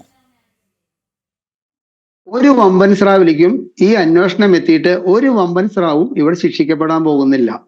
ഇവിടെ ഈ കടകംപള്ളി സുരേന്ദ്രനെ ചോദ്യം ചെയ്യാൻ വിളിപ്പിച്ചത് തന്നെ ജസ്റ്റിസ് ബദറുദ്ദീന്റെ 1-2 ക്വസ്റ്റ്യൻസ് ഉണ്ടായിരുന്നു. അതിലെന്താണ്, ദേവസ്വം ബോർഡിന്റെ ബാക്കിയുള്ള 2 മെമ്പർമാരെ എന്തുകൊണ്ട് നാളിതുവരെ ചോദ്യം ചെയ്തിട്ടില്ല എന്നുള്ളൊരു ചോദ്യം വന്നതുകൊണ്ട് മാത്രമാണ് അവരെ 2 പേരെ ചോദ്യം ചെയ്തത്. ഇപ്പോ 11 ഇൻട്രീം ഓർഡറുകളാണ് ഈ ഹൈക്കോടതിയിൽ നിന്നും ഈ ശബരിമല കേസ്, ഈ സ്വർണ്ണക്കൊള്ളയുമായി ബന്ധപ്പെട്ടിട്ട് പുറത്തേക്ക് ഇറങ്ങിയിരിക്കുന്നത്. അടുത്ത ദിവസങ്ങളിൽ ആ 11 ഇൻട്രീം ഓർഡറുകളുടെ ഭാഗമായിട്ടുള്ള പല കേസുകളുടെയും ജാമ്യ ഹർജികൾ വീണ്ടും ഹൈക്കോടതി പരിഗണിക്കുന്നുണ്ട്. അപ്പൊ പരിഗണിക്കുമ്പോൾ ഒറ്റ ചോദ്യമാണ് ചോദിക്കാൻ പോകുന്നത്. ഈ കൊള്ള നടന്ന കാലഘട്ടത്തിലെ ദേവസ്വം മന്ത്രിയായിരുന്ന വ്യക്തിയെ നിങ്ങൾ ചോദ്യം ചെയ്തു എന്നൊരു ചോദ്യം ഹൈക്കോടതിയിൽ നിന്ന് വരാതിരിക്കാൻ വേണ്ടിയിട്ട് വളരെ, നമ്മൾ പറയില്ലേ, നാടകീയമായിട്ട് യാതൊരുവിധ നമ്മൾക്കൊന്നും പ്രതീക്ഷ നൽകാത്ത വിധത്തില് വളരെ രഹസ്യമായി കൊണ്ടുപോയി ചോദ്യം ചെയ്തിട്ട് 1 മണിക്കൂർ ചോദ്യം ചെയ്തിട്ട് അദ്ദേഹത്തെ വിട്ടയച്ചിട്ടുള്ളത് ഹൈക്കോടതിയിൽ നിന്നും ഈ ഒരു ചോദ്യത്തെ ഭയപ്പെട്ടുകൊണ്ടാണ് എന്നുള്ളതാണ് എനിക്ക് പറയാനുള്ളത്. ഈ SIT കടകംപള്ളി സുരേന്ദ്രനോട് എന്ത് ചോദ്യങ്ങൾ ചോദിക്കണമെന്ന് AKG സെന്ററിൽ നിന്ന് വ്യക്തമായ ഇൻസ്ട്രക്ഷൻ ഉണ്ടായിരുന്നു എന്നാണ് ഞാൻ അറിഞ്ഞിട്ടുള്ളത്. കാരണം ആ കാര്യത്തിൽ നിയന്ത്രിക്കാൻ ആഭ്യന്തര വകുപ്പിലെ ആൾക്കാരുണ്ട്. അതുകൊണ്ട് കടകംപള്ളി സുരേന്ദ്രനോട് ചോദിക്കേണ്ട ചോദ്യങ്ങൾ എന്താണ് എന്നുള്ളതും കടകംപള്ളി സുരേന്ദ്രൻ പറയേണ്ട ഉത്തരങ്ങൾ എന്താണെന്നും CPM എന്ന് പറയുന്ന പാർട്ടിയിൽ നിന്ന് ഉണ്ടായിട്ടാണ് ഇപ്പൊ ഈ സംഭവം. ഇവിടെ ഈ കടകംപള്ളി സുരേന്ദ്രനെ ചോദ്യം ചെയ്തു. നാളെ കടകംപള്ളി സുരേന്ദ്രനെ അറസ്റ്റ് ചെയ്യുമോ? കടകംപള്ളി സുരേന്ദ്രനൊന്നും അറസ്റ്റ് ചെയ്യില്ല. കടകംപള്ളി സുരേന്ദ്രനെ അറസ്റ്റ് ചെയ്ത് മണിക്കൂറുകൾക്കകം ഈ സർക്കാർ രാജിവെക്കേണ്ടി വരും. ഒരു CPM-ന്റെ ഒരു ഉന്നതനായ നേതാവ്, ജില്ലാ സെക്രട്ടറി ആയിരുന്ന വ്യക്തി, സംസ്ഥാന സെക്രട്ടേറിയറ്റ് അംഗം ഈ സ്വർണ്ണക്കൊള്ള കേസിൽ അറസ്റ്റ് ചെയ്യപ്പെട്ടു കഴിഞ്ഞാൽ പിന്നെ ഈ സർക്കാരിന് ഇവിടെ എന്ത് നിലനിൽപ്പാണുള്ളത്? ആ നിമിഷം ഈ സർക്കാർ രാജിവെക്കാൻ കൂടുതൽ പ്രേരണയും കൂടുതൽ പ്രതിപക്ഷം അതിനനുസരിച്ച് സമരങ്ങളും നടത്തേണ്ട ഒരു സാഹചര്യം വരുന്നതിനാൽ കടകംപള്ളി സുരേന്ദ്രനെയൊന്നും ഇവിടെ ഈ കേസുമായിട്ട് ബന്ധപ്പെട്ട് അറസ്റ്റ് ചെയ്യാൻ പോകുന്നില്ല. അവിടെ കൂടുതൽ ഭയപ്പെടേണ്ടത് പ്രശാന്താണ്. പ്രശാന്തിന് ഇപ്പൊ ഈ കൊണ്ടുപോയിട്ടുള്ള സ്വർണം, ഈ പ്രശാന്തിന്റെ കാലഘട്ടത്തിൽ വീണ്ടും സ്വർണം പൂശാൻ വേണ്ടിയിട്ട് അവിടേക്ക് മദ്രാസിലേക്ക് കൊണ്ടുപോയ സ്വർണത്തിൽ 4.5 കിലോവിന്റെ ഷോർട്ടേജ് ഉണ്ടായിരുന്നു. ശബരിമലയിൽ തൂക്കം നോക്കിയ സാധനം ചെന്നൈയിൽ ചെന്ന് തൂക്കം നോക്കിയപ്പോൾ 4.5 കിലോവിന്റെ ഷോർട്ടേജ് ഉണ്ടായിരുന്നു. ആ 4.5 കിലോ എവിടെ പോയിട്ടുണ്ട്? അതിന് ഉത്തരം പറയാൻ പ്രശാന്തിന് ബാധ്യതയുള്ളത് കൊണ്ട് തന്നെ ഒരുപക്ഷെ കടകംപള്ളി സുരേന്ദ്രനെ രക്ഷിക്കാൻ വേണ്ടിയിട്ട് പ്രശാന്തിലേക്ക് ഒരു അറസ്റ്റ് എത്തിയാൽ നമ്മൾ അതിൽ അത്ഭുതപ്പെടേണ്ടതില്ല. ഇനി ഇതൊക്കെ കഴിഞ്ഞിട്ട് നീലിമ ചോദിക്കാനുള്ള ചോദ്യം, തൊണ്ടി എവിടെ? ശബരിമല ക്ഷേത്രത്തിൽ നിന്ന് നഷ്ടപ്പെട്ടു എന്ന് പറയുന്ന സ്വർണം എവിടെ? അത് കണ്ടെത്താൻ SITക്ക് ആവാത്തിടത്തോളം കാലം ഇവിടെ നമ്മുടെ സേനാപതി വേണു പങ്കെടുക്കുന്നുണ്ട് ഒരു അഭിഭാഷകൻ എന്നുള്ളതിലേക്ക്. മറ്റുള്ളവർ ആരാണെന്നുള്ള ഈ ചർച്ചയുടെ തുടക്കത്തിൽ ഇല്ലാത്തത് കൊണ്ട് എനിക്കറിയില്ല. അദ്ദേഹം പറയട്ടെ, ഇത്തരം ഒരു കേസ് കോടതിയിൽ എത്തിയാൽ ആദ്യം തന്നെ തൊണ്ടി കണ്ടെടുത്തിട്ടുണ്ടോ? തൊണ്ടി കണ്ടെടുത്തിട്ടില്ല. വാതിൽപ്പാളിയാണോ കളവ് പോയിരിക്കുന്നത്, അതോ ദ്വാരപാലക ശില്പമാണോ കളവ് പോയിരിക്കുന്നത്, ദ്വാരപാലക ശില്പത്തിന്റെ അടിയിലുള്ള പീഠങ്ങളാണോ കളവ് പോയിരിക്കുന്നത്, ഇതിലുൾപ്പെട്ട സ്വർണമാണോ കൊണ്ടുപോയിരിക്കുന്നത്? ഈ 38 കിലോ സ്വർണം എന്ന് പറയുന്നത് എന്താണ്? മാത്രവുമല്ല, ഇതിൽ ഏറ്റവും അതിശയിപ്പിക്കുന്നത് LKG കുട്ടികൾ പറയുന്നത് മാതിരിയാണ്. ഈ സ്വർണ്ണപ്പാളി പോറ്റിക്കൊണ്ട് കൊടുത്തിട്ടുള്ള കർണാടകത്തിലെ വ്യാപാരി അത് ഉരുക്കി വെച്ചത് കണ്ടെടുത്തു എന്ന് പറഞ്ഞിട്ട് അവിടെ നിന്ന് സ്വർണം എടുത്തു കൊണ്ടുവന്നു പറഞ്ഞു കഴിഞ്ഞാൽ 4.5 കൊല്ലം മുമ്പ് ഈ സ്വർണ്ണ വ്യാപാരി ഉരുക്കി വെച്ചിട്ടുള്ള സ്വർണം SIT അന്വേഷണത്തിന് വരുന്ന സമയത്ത് ഇത് കൊടുക്കേണ്ടി വരും എന്ന് കരുതിയിട്ട് അവിടെ ഉരുക്കിയിട്ട് ബിസ്ക്കറ്റുകളാക്കിയിട്ട് നീക്കി വെച്ചു എന്നാണോ നമ്മൾ മനസ്സിലാക്കേണ്ടത്? അപ്പൊ SITയുടെ ഇതുവരെയുള്ള അന്വേഷണത്തിന്റെ മുൻപോട്ടുള്ള പോക്ക് കണ്ടു കഴിഞ്ഞാൽ, നമ്മൾ സാങ്കേതികമായിട്ട് നമുക്ക് ചിന്തിച്ചു കഴിഞ്ഞാൽ അങ്ങേയറ്റം പാളിച്ചകളുള്ള ഒരു അന്വേഷണമാണ് കേരളത്തിലെ ഈ SIT നടത്തിക്കൊണ്ടിരിക്കുന്നത്. പിന്നെ ഈ കടകംപള്ളി സുരേന്ദ്രനിലേക്കും അതിന് മുകളിലേക്കും ഈ അന്വേഷണം എത്തുമോ എന്നുള്ള കാര്യത്തിലുള്ള ആശങ്ക. ഈ കളവ് മുഴുവൻ നടത്തിയിരിക്കുന്നത് വാസുവും പത്മകുമാറും ഈ പറയുന്ന മാതിരി കടകംപള്ളി സുരേന്ദ്രൻ ദേവസ്വം മിനിസ്റ്റർ ആയിരിക്കുന്ന കാലത്ത് അതുമാതിരി തന്നെ വിജയകുമാറും ഒക്കെ കൂടിയിട്ടാണെങ്കിൽ ഇവരെ നിയന്ത്രിക്കുന്ന വ്യക്തികളുടെ പാർട്ടിയാണ് കേരളം ഭരിക്കുന്നത് എന്നിരിക്കെ ഇവർക്ക് വേണ്ട വിധത്തിലുള്ള ഒത്താശ ചെയ്തു കൊടുക്കാനാണോ ശ്രമിക്കുക? ഇവരെ അറസ്റ്റ് ചെയ്യാൻ വേണ്ടിയിട്ടുള്ള നടപടികളിലേക്ക് കടക്കാൻ വേണ്ടിയിട്ട് SIക്ക് പാത വെട്ടിത്തെളിയിക്കലാണോ ചെയ്യുക? തീർച്ചയായിട്ടും ഇവരെ ഒന്നും പെടുത്താതിരിക്കാൻ വേണ്ടിയിട്ട് നമ്മുടെ ഈ പത്മകുമാറിന്റെ മൗനം, പത്മകുമാറിന്റെ ഇന്നലെ എന്താ പറഞ്ഞത്, ശവന്തീനികളല്ല, ദൈവതുല്യരായ മനുഷ്യൻ കടകംപള്ളിയാണോ എന്ന ചോദ്യത്തിന് ശവന്തീനി അല്ല എന്ന് പറയുമ്പോൾ കടകംപള്ളി സുരേന്ദ്രനെയും പത്മകുമാറിനെയും ഒക്കെ കൃത്യമായ സംരക്ഷണം CPMന്റെ വലിയൊരു കൊടക്ക് കീഴിൽ സംരക്ഷണത്തോടു കൂടി തന്നെയാണ് ഇരിക്കുന്നത്.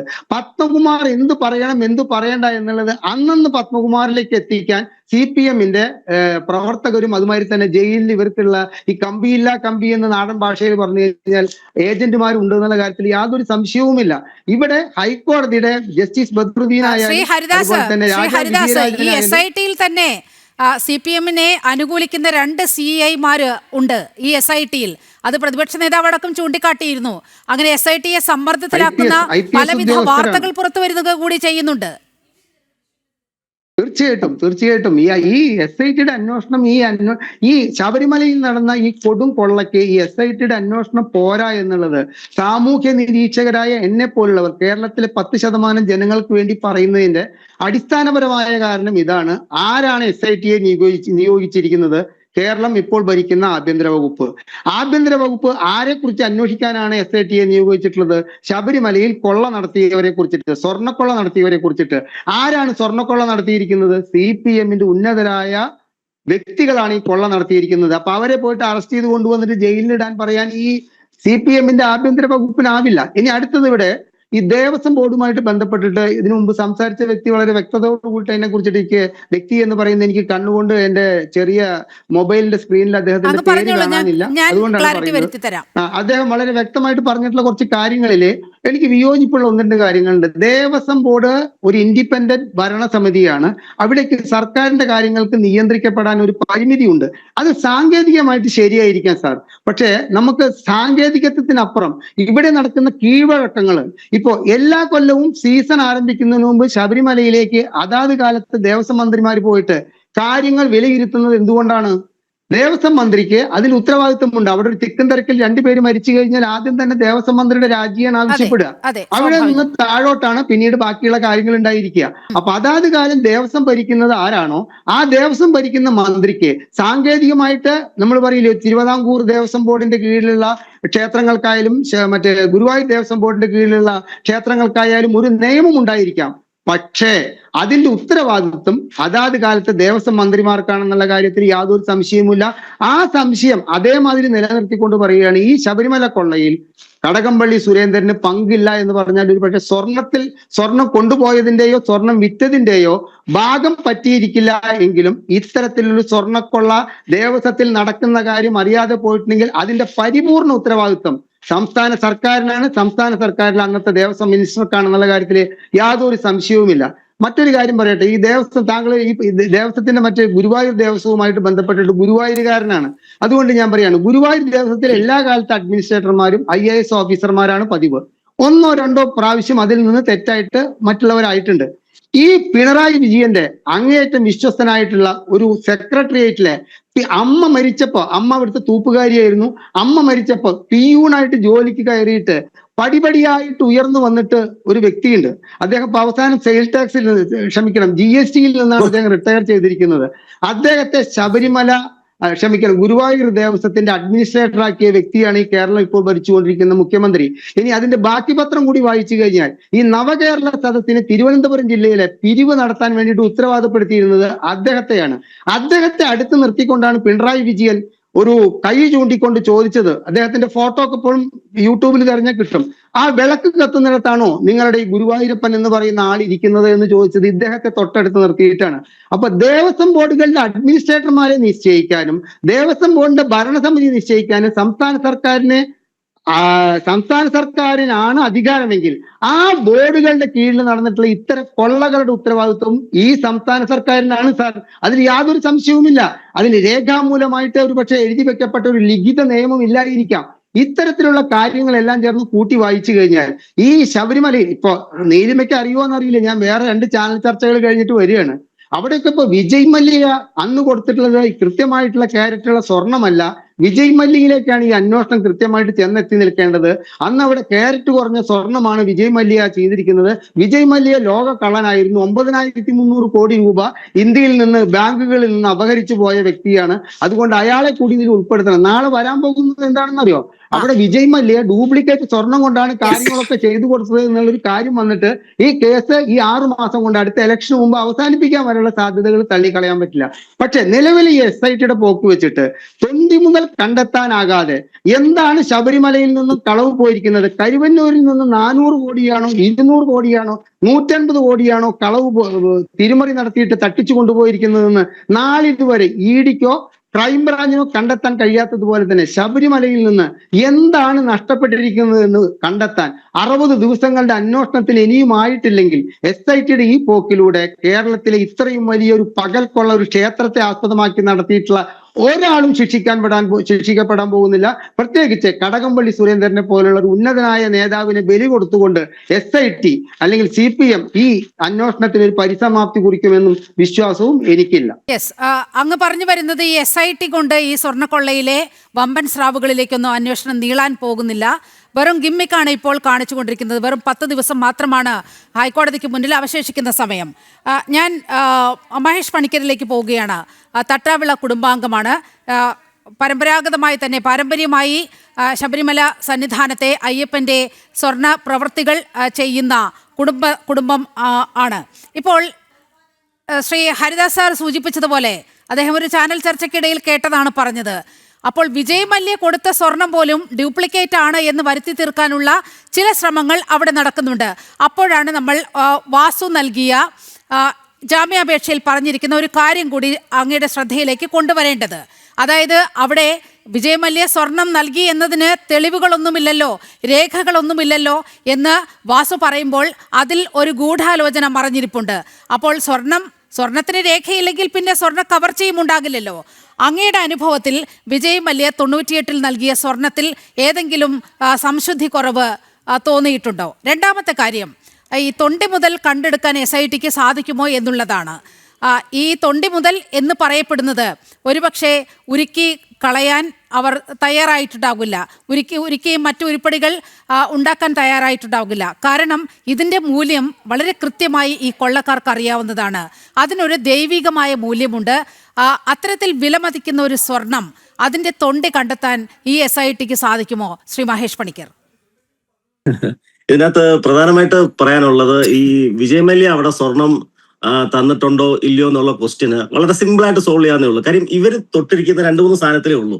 അതായത് കട്ടള, കഥക്, ധാരപാലക ശില്പങ്ങള്, പിന്നെ സൈഡിലത്തെ ആ ഒരു ഇത്, പിന്നെ വഞ്ചിപ്പെട്ടിയോ അങ്ങനത്തെ 1-2 കാര്യങ്ങളോടൊക്കെ ഉണ്ട്. മാക്സിമം അത്രേ ഉള്ളൂ. അവിടുത്തെ റൂഫിലെ സാധനങ്ങളൊക്കെ വിജയ് മല്യ വെച്ചത് അവിടെ ഇരിക്കുകയാണ്. അത് ഇവർ പരിശോധന നടത്തിയിട്ടുണ്ട് അതിന്റെ ഒരു ഭാഗം. അപ്പൊ അത് പരിശോധിച്ചിട്ട് അതിന്റെ ഒരു സ്ക്വയർ ഫീറ്റ് എത്രയെന്ന് അറിയുമ്പോഴത്തേക്ക് അവിടെ എത്ര സ്വർണ്ണമുണ്ട് അല്ലെങ്കിൽ എത്ര നഷ്ടപ്പെട്ടുണ്ടെന്ന് അറിയാനും അതേ ടെക്നിക്ക് തന്നെ യൂസ് ചെയ്താൽ മതി. കാര്യം മൊത്തത്തിൽ ഇപ്പൊ എടുത്ത് 25 കിലോ ഉണ്ട്. അതായത് ഒരു സ്ക്വയർ ഫീറ്റ് ഇപ്പൊ മേളത്തെ ഇപ്പം ഒരു സ്ക്വയർ ഫീറ്റ് ഇത്ര ഉണ്ട്, ഇത്ര എത്ര സ്ക്വയർ ഫീറ്റ് ഉണ്ട്, അതിന്റെ ഒരു ഏരിയ കാൽക്കുലേറ്റ് ചെയ്ത് കഴിഞ്ഞാൽ മൊത്തത്തിൽ അവിടെ ഉള്ളത് അറിയാൻ പറ്റും, ഇപ്പോൾ ഉള്ളത് അറിയാൻ പറ്റും. അപ്പൊ പോയിട്ടുള്ളത് ഇവരെടുത്തിരിക്കുന്ന സാധനത്തിന്റെ അത് പരിശോധിച്ച് കഴിഞ്ഞാൽ അതും അറിയാൻ പറ്റും. അപ്പൊ വിജയമല്യ സ്വർണം കൊടുത്തോ കൊടുത്തില്ലോ എന്നുള്ളത് ഒരിക്കലും കൊടുത്തില്ല എന്ന് പറഞ്ഞ് ഇവർക്ക് വാദിച്ച് ജയിക്കാൻ പറ്റത്തില്ല. ഇനി റിയൽ ആയിട്ട് അങ്ങനെയാണെങ്കിൽ മാത്രമേ അത് സാധ്യതയുള്ളൂ. റിയൽ ആയിട്ട് അങ്ങനെ അല്ലെന്ന് തന്നെയാണ് എന്റെ വിശ്വാസം. കാര്യം ആ സമയത്ത് 2 പ്രാവശ്യമായിട്ട് അദ്ദേഹം ഇത്ര കിലോ അവിടെ കൊണ്ടെത്തിച്ചിട്ടുള്ളതാണ്. അത് വളരെ സുതാര്യമായിട്ട് ചെയ്തിട്ടുള്ള ഒരു പ്രവൃത്തിയാണ്. അപ്പൊ അതൊരു വഴിപാടായിട്ട് ഈ അത്ര ഒരു പുള്ളി തന്നെ നേരിട്ടുള്ള വരികയൊക്കെ ചെയ്തിട്ടുള്ളതാണ്. അപ്പൊ അതിനകത്ത് എനിക്ക് സംശയമില്ല. പിന്നെ ഈ പറഞ്ഞ അന്വേഷണത്തിന്റെ ഒരു കേസ് ഇങ്ങനെ പറയുന്നതിനകത്ത് നമ്മൾ മനസ്സിലാക്കേണ്ടത് ഈ അറസ്റ്റ് ചെയ്ത് ആർക്കും ജാമ്യം കിട്ടുന്നില്ല. ഒരു സിമ്പിൾ ഒരു മോഷണ കേസ് പോലത്തെയാണല്ലോ നിയമത്തിന്റെ മുമ്പിൽ വരുമ്പോഴത്തേക്ക്. പക്ഷെ ഇതുവരെയും ഇവർക്ക് ജാമ്യം കിട്ടുന്നില്ല. അപ്പം ഇത് അവർ ഫ്രെയിം ചെയ്തിരിക്കുന്ന എല്ലാവരും വളരെ വ്യക്തമായ തെളിവുകളോടാണ് ഫ്രെയിം ചെയ്തിരിക്കുന്നത്. പിന്നെ തെളിവില്ലാത്ത ഒരാളെ ചുമ്മാ പിടിച്ചിട്ട് ഇത് കേട്ടിട അതിനുള്ള ഒരു പരിശ്രമമാണ് നടക്കുന്നത്. ഇപ്പൊ ചുമ്മാ തന്നെ രമേശ് ചെന്നിത്തല അദ്ദേഹം പറഞ്ഞ ഒരു സാധനത്തിന്റെ പുറകെ ഇവർ പോകുന്നുണ്ട്. കാര്യം അവർക്ക് എങ്ങനെ ഒരു ലീഡ് കിട്ടണം. കാര്യം ഇത് വിറ്റിട്ടുണ്ടെന്നുള്ളത് ഉറപ്പാണ്. കാര്യം ഈ പാളിന്നോ അല്ലെങ്കിൽ കട്ടളയെന്നോ ഇതിന്നോ ഒക്കെ ഈ സ്വർണം വേർതിരിച്ചാൽ ഇതിന് വെറും സ്വർണത്തിന്റെ വിലയുള്ളൂ. അന്നത്തെ സമയത്ത് 27 ലക്ഷം രൂപയുള്ളൂ 1 കിലോ സ്വർണത്തിന്. ഇന്നാണിപ്പോ 1 കോടി രൂപ റേഞ്ച് വില വന്ന് നിൽക്കുന്നത്. അപ്പൊ അത് 27 ലക്ഷം രൂപയുള്ളൂ. ഒരു 5 കിലോ എന്ന് പറഞ്ഞു കഴിഞ്ഞാൽ ഏകദേശം മൊത്തത്തിൽ 1 കോടിയുള്ളൂ. ഇവരെ പോലെ പ്രഗത്ഭരായ ആൾക്കാർ ഈ പറഞ്ഞ അവരുടെ ഒരു 10 ഇപ്പൊ തന്നെ 11 പേരകത്തുണ്ട്. ഇനി ഒരു 10 പേരോട് ഉണ്ടെന്ന് വിചാരിക്കുക. 10-20 പേർക്ക് വീതം വെച്ചാൽ ഇത് എന്നാ ഉണ്ട് 5-6 ലക്ഷം രൂപയ്ക്ക് വേണ്ടി ഒന്നും ഇവരൊരിക്കലും ഇതിന്റെ പറയാൻ നിൽക്കത്തില്ല. അപ്പം വളരെ വിശാലമായ രീതിയിൽ ആ പാളികളൊക്കെ അതുപോലെ തന്നെയാണ് കച്ചവടം ചെയ്തിരിക്കുന്നത്. ഇതിനകത്ത് സത്യം പറഞ്ഞാൽ അവിടെ ഉണ്ണികൃഷ്ണൻ പോറ്റി പോലെയുള്ള പശ്ചാത്തലത്തിലായിരിക്കാം ഒരുപക്ഷെ ശ്രീ മഹേഷ് പണിക്കർ ഹൈക്കോടതി ആ ഒരു പരാമർശം ഉന്നയിക്കുന്നത്. ഈ അന്താരാഷ്ട്ര വിഗ്രഹക്കടത്ത് മാഫിയയ്ക്ക് ഈ ശബരിമലയിൽ ഏതെങ്കിലും വിധത്തിലുള്ള ഇടപെടൽ ഉണ്ടായിട്ടുണ്ടോ എന്ന സംശയം ഹൈക്കോടതി ഉന്നയിക്കുന്നത് അതിന്റെ വെളിച്ചത്തിലായിരിക്കും. കാരണം അങ്ങ് സൂചിപ്പിച്ചതുപോലെ അന്നത്തെ മൂല്യമനുസരിച്ച് ഒരു 27 ലക്ഷം രൂപ മാത്രം വില വരുന്ന ഒരു സ്വർണത്തിന് വേണ്ടി അത്തരത്തിൽ അതിനുവേണ്ടി ഇത്ര വലിയൊരു സാഹസത്തിന് ഈ കൊള്ളക്കാർ മുതിരുമോ? പക്ഷേ അപ്പോൾ അതിനപ്പുറത്തേക്ക് മറ്റ് ലക്ഷ്യങ്ങൾ ഈ കൊള്ളക്കാർ ശബരിമല കേന്ദ്രീകരിച്ച് നടത്തിയിരുന്നോ എന്നതടക്കം അന്വേഷണ വിധേയമാകേണ്ടതല്ലേ അങ്ങനെയെങ്കിൽ?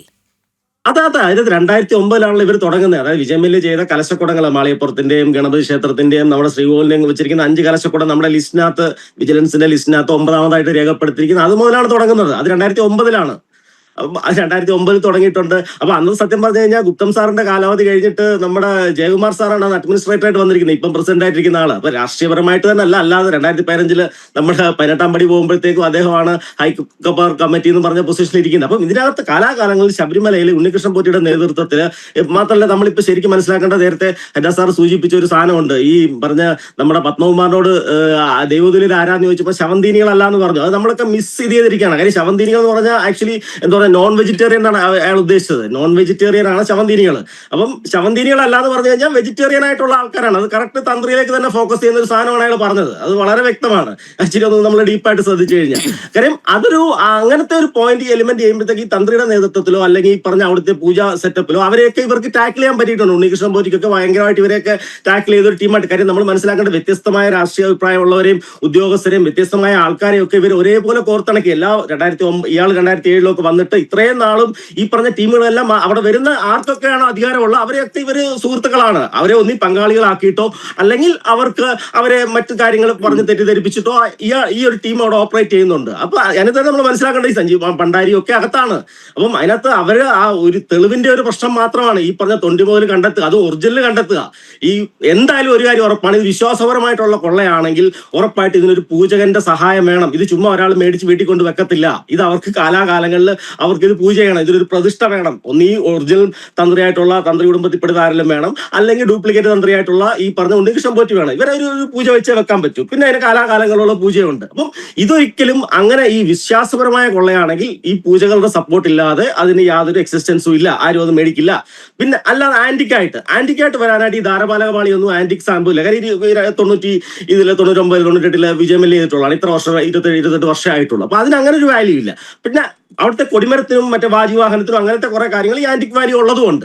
അപ്പം പിന്നെ സ്വർണ്ണമായിട്ട് മാറ്റുവാണെങ്കിൽ ഇവർക്ക് വളരെ നിസ്സാരമായിട്ട് ഇപ്പോൾ ഒരു 4-5 കിലോ സ്വർണ്ണം കിട്ടി ഇത്ര രൂപ ആ സമയത്ത് കിട്ടത്തുള്ളൂ. ഈ പൈസയ്ക്ക് വേണ്ടി അവർ ചെയ്യത്തില്ല. അപ്പം ഉറപ്പാക്കാൻ പറ്റും ഇത് അതിന്റെ പാളിയായിട്ട് തന്നെ ഒന്നായിട്ടോ അല്ലെങ്കിൽ മുറിച്ചായിട്ടോ പല കാര്യം സിനിമാക്കാരുടെ കൂടെ ചെയ്ത് പല വീടുകളിൽ പോയിട്ടുള്ളതാണ്. ആ വീടുകളിലൊക്കെ പൂജ നടത്തിയിട്ടുള്ളതാണ്. സത്യം പറഞ്ഞാൽ ഇവരുടെ കെയർ ഓഫിൽ പൂജ നടത്തിയിരിക്കുന്ന കഴിഞ്ഞ ഒരു 5 കൊല്ലം പൂജ നടത്തിയിരിക്കുന്ന സാധനങ്ങൾ പൊക്കിക്കഴിഞ്ഞാൽ കറക്റ്റായിട്ട് ഏതൊക്കെ വീട്ടിൽ പൂജ നടത്തിയിട്ടുണ്ടോ ആ വീടുകളിലൊക്കെ എവിടെയോ ഇരിപ്പുണ്ട്, അല്ലെങ്കിൽ ആ ക്ഷേത്രങ്ങളിലൊക്കെ എവിടെയോ ഇരിപ്പുണ്ട്. അത് ഉറപ്പാണ്.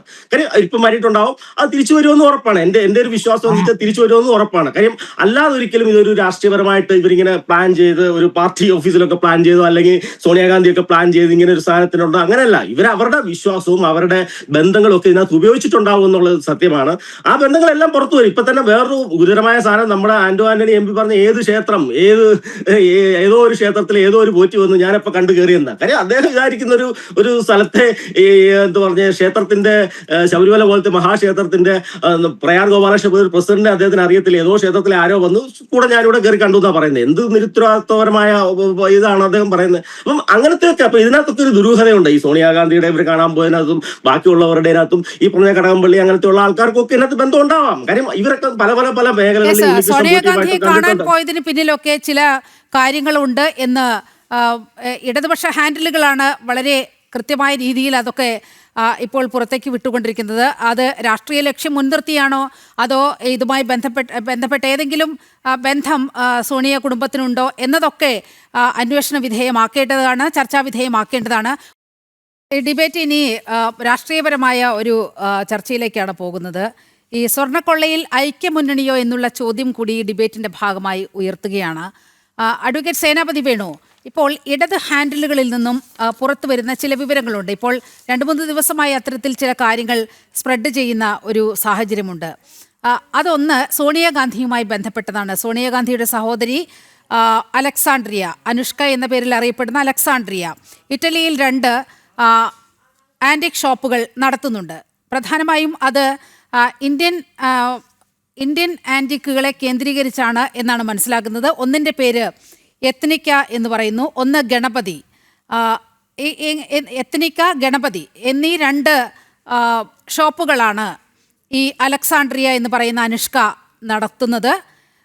അത് ഈ വിവാദം നേരത്തെ തന്നെ ഇതിന് ഉപോത്ബലകമായി നമുക്ക് പറയാൻ കഴിയുന്നത് 2012-ലും ഇതേ വിവാദം ഉയർന്നു വന്നിരുന്നതാണ്. ഇത്തരത്തിൽ സോണിയയുടെ സഹോദരി ഈ ആൻറ്റിക് ഷോപ്പുകൾ നടത്തുന്നതുമായി ബന്ധപ്പെട്ട് ഈ മില്യൺ കണക്കിന് ഡോളറിൻ്റെ വിൽപ്പന ലണ്ടനിൽ ചെന്ന് ഇതൊക്കെ ലേലം ചെയ്യുമ്പോൾ മില്യൺ കണക്കിന് ഡോളറിൻ്റെ വിൽപ്പന നടക്കുന്ന അത്രയും വലിയൊരു ശേഖരം ഈ ആൻറ്റിക് ഷോപ്പുകൾ കേന്ദ്രീകരിച്ച് ഉണ്ട് എന്നാണ് മനസ്സിലാക്കുന്നത്. അപ്പോൾ ചില ഇടത് ഹാൻഡിലുകൾ ഇതുമായി കണക്ട് ചെയ്തുകൊണ്ട് അടൂർ പ്രകാശും സോണിയാഗാന്ധിയും തമ്മിൽ കൂടിക്കാഴ്ച നടത്തിയതിനെ ചിത്രീകരിക്കുന്നുണ്ട്. എങ്ങനെയാണ് കോൺഗ്രസ് ഈ വിഷയത്തെ സമീപിക്കുന്നത്? അല്ല, ഇവിടെ ഒരു സിനിമയ്ക്കകത്ത് പറഞ്ഞ പോലെ ചേട്ടന്റെ ശബ്ദവും എൻ്റെ ശബ്ദവും ഒരേ രീതിയിൽ എന്ന് പറഞ്ഞ പോലെ രവിശങ്കറിന്റെ ശബ്ദവും പത്മകുമാറിന്റെ ശബ്ദവും ഏതാണ്ട് ഒരേ രീതിയിലാണ് വന്നത്. രണ്ടുപേരുടെ ഉത്കണ്ഠ ഉണ്ണികൃഷ്ണൻ പോറ്റി സോണിയാഗാന്ധിയെ സന്ദർശിച്ചു ഫോട്ടോ എടുത്തു എന്നുള്ളതിലാണ്. രവിശങ്കർ ചോദിക്കുന്നത് ഏതോ ഹേമന്ത് ബിശ്വാസ് ശർമ്മയും പിന്നെ ആരോ സന്ദർശനത്തിന് പോയി അവർക്ക് കാണാൻ പറ്റിയിട്ടില്ല. ഞാൻ അങ്ങയോട് ചോദിക്കുന്നത്, അങ്ങ് CPM-ന്റെ പ്രമുഖനായ നേതാവാണല്ലോ, എത്ര CPM നേതാക്കൾ UPA അധ്യക്ഷയെ കാണാൻ അനുമതി ചോദിച്ചിട്ട് കിട്ടാത്തവരായിട്ടുണ്ട്? ഇനി സോണിയാഗാന്ധിയുടെ സന്ദർശനം അത് മുമ്പ് Z കാറ്റഗറി സെക്യൂരിറ്റിയിലുള്ളതാണ്, അതിന് പ്രത്യേക ടീമും അത് ഒരു എന്താ പറഞ്ഞ ഓഫീസും ഒക്കെ ഉണ്ട്. താങ്കൾ ചുമ്മാ വിവരാവകാശം വെച്ചൊരു അപേക്ഷ കൊടുത്തന്നെ ഈ കാലഘട്ടത്തിൽ അവരെ സന്ദർശിച്ചിട്ടുള്ളത്. താങ്കൾ പറഞ്ഞ ഈ പ്രമുഖർ മാത്രമല്ലോ, നാട്ടിലെ എത്രയോ പാവപ്പെട്ടവരും സാധാരണക്കാർ UPA അധ്യക്ഷയെ കാണാൻ ചിലപ്പോൾ 1 ദിവസം പറ്റത്തില്ല, 2 ദിവസം പറ്റത്തില്ല അപേക്ഷ കൊടുത്താൽ. അങ്ങനെ UPA അധ്യക്ഷയെ ഉണ്ണികൃഷ്ണൻ പോറ്റി കണ്ടതാണ് ഇവിടെ പ്രശ്നം, അല്ലാതെ ശബരിമലയിൽ നിന്നുള്ള സ്വർണം മോഷ്ടിക്കപ്പെട്ടതല്ല. അതാണല്ലോ ഇപ്പൊ അങ്ങ് പറഞ്ഞു വരുന്നത്. പിന്നെ അങ്ങ് പറഞ്ഞത് ഈ വിഷയമൊന്നും CPM-നെ ബാധിക്കുന്നതല്ല. ശരിയാണ്, വളരെ കറക്റ്റാണ്. കാരണം നിങ്ങളെ തെരഞ്ഞെടുപ്പിൽ തോൽപ്പിക്കാൻ എളുപ്പമാണ്, പക്ഷെ തെരഞ്ഞെടുപ്പിൽ തോറ്റു എന്നുള്ളത് നിങ്ങളെ കൊണ്ടൊന്ന് സമ്മതിപ്പിക്കാൻ ബുദ്ധിമുട്ടാണ്. കാരണം നിങ്ങൾ താത്വികമായ അവലോകനവുമായിട്ട് വരും. കാരണം ഈ വർഗാധിപത്യവും കൊളോണിയസ്റ്റ് ചിന്താസരണികളും റാഡിക്കലായ മാറ്റമല്ല എന്ന് നിങ്ങൾ ഞങ്ങളോട് പറയും. അതാണല്ലോ ഇപ്പൊ അങ്ങ് പറഞ്ഞത്. അങ്ങ് 7 ജില്ലാ പഞ്ചായത്തിന്റെ കാര്യം പറഞ്ഞു. 14 ജില്ലാ പഞ്ചായത്തിൽ 11 നിങ്ങളുടെ കയ്യിലുണ്ടായിരുന്നു, ഇപ്പൊ 7 ചുരുങ്ങി. കോർപ്പറേഷനുകൾ 6 ഉണ്ടായിരുന്നു, 6 നിങ്ങളുടെ കയ്യിലുണ്ടായിരുന്നു, ഇപ്പൊ 1 ചുരുങ്ങി. ഇതൊന്നും നിങ്ങൾ ബോധ്യപ്പെടുകയല്ല. 550 പഞ്ചായത്ത് ഉണ്ടായിരുന്നത്, അതിൽ 200 ഞങ്ങളുടെ കയ്യിൽ വന്നു. ഇതൊന്നും നിങ്ങൾക്ക് ബോധ്യപ്പെടില്ല. കാരണം നിങ്ങൾ ഇപ്പോഴും ശതമാനത്തിന്റെയും എന്താ പറഞ്ഞ പെർസെന്റേജിന്റെ ഒക്കെ കണക്ക് പറഞ്ഞ് ശരി, അതൊന്നും അല്ല നമ്മുടെ വിഷയം. ഞാൻ വിനയപരിസരം അങ്ങോട്ട് ചോദിക്കുന്ന, അങ്ങ് ഇവിടെ ഉന്നയിച്ചൊരു കാര്യമുണ്ടല്ലോ, എന്താ പറഞ്ഞേ, ഈ ജയിലിൽ കിടക്കുന്നവരാരും കുറ്റവാളികളാണെന്ന് പറഞ്ഞിട്ടില്ല. സർ, ഈ നീതികേട് വേറൊരു MLA-യുടെ കാര്യത്തിൽ നിങ്ങൾക്കില്ലായിരുന്നല്ലോ. അയാളെ കുറ്റവാളിയായിട്ട് ചിത്രീകരിച്ചാണല്ലോ നിങ്ങൾ ആദ്യം മുതൽ രംഗത്ത് വന്നിരിക്കുന്നത്. പറഞ്ഞിരിക്കുന്നത്. ആ ജയിലിൽ കിടക്കുന്ന ആളുകൾ CPM-ന്റെ പ്രധാനപ്പെട്ട 3 ആളുകൾ, ശ്രീ പത്മകുമാർ, വാസു, ഇപ്പൊ പോയിരിക്കുന്ന വിജയകുമാർ, നിങ്ങളുടെ പാർട്ടിയുടെ ഏറ്റവും ഉന്നതമായ പദവിയിലിരുന്ന ആളുകളല്ലേ? അവർ സ്വർണം മോഷ്ടിച്ചു എന്ന കേസിലാണ് സാർ പ്രതിയായിരിക്കുന്നത്. അതല്ലാതെ ഡൽഹിയിലെ കർഷക സമരത്തിൽ പങ്കെടുത്തുകൊണ്ടല്ല അവർ പ്രതികളായിരിക്കുന്നത്. അവർ പ്രതികളായിരിക്കുമ്പോൾ അവരെ കുറിച്ചുള്ള ചോദ്യത്തിന് മറുപടി പറയാതെ സോണിയാഗാന്ധിയെ സന്ദർശിച്ചതിന്റെ പേര് ഇപ്പൊ പുതിയ നറേറ്റീവ് ഒക്കെ ആയിട്ടാണല്ലോ എന്താ പറഞ്ഞ നീലിമ വന്നിരിക്കുന്നത്. എനിക്കറിയില്ല സോണിയാഗാന്ധിയുടെ ഏതെങ്കിലും ബന്ധുവിന് പുരാവസ്തു ഞാൻ അടിവരയിട്ട് വ്യക്തമാക്കി അത് ഇടത് ഹാൻഡിലുകളിൽ നിന്ന് വരുന്ന ചില സന്ദേശങ്ങളാണ്. എങ്കിൽ രാജ്യം BJP ഭരിക്കുന്നു, പത്മകുമാറിന്റെ പാർട്ടി രാജ്യം ഭരിക്കുന്നു. നിങ്ങൾ അന്വേഷിക്ക്. ശബരിമലയിലെ സാധനങ്ങൾ കൊണ്ടുപോയിട്ടുണ്ടെന്ന് നിങ്ങൾ അന്വേഷിക്കുന്നേ. രാജീവ് ചന്ദ്രശേഖർ കേസ്, ഞാൻ വയലന്റ് ആകുകയല്ല കേട്ടോ, ഞാൻ വളരെ സമാധാനത്തോടു കൂടി പറയുന്നതാണ്.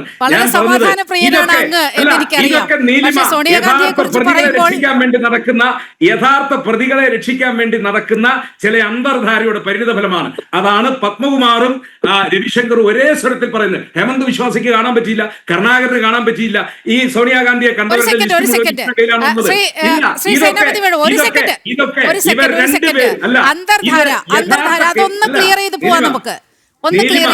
യഥാർത്ഥ വിഷയത്തിൽ നിന്ന്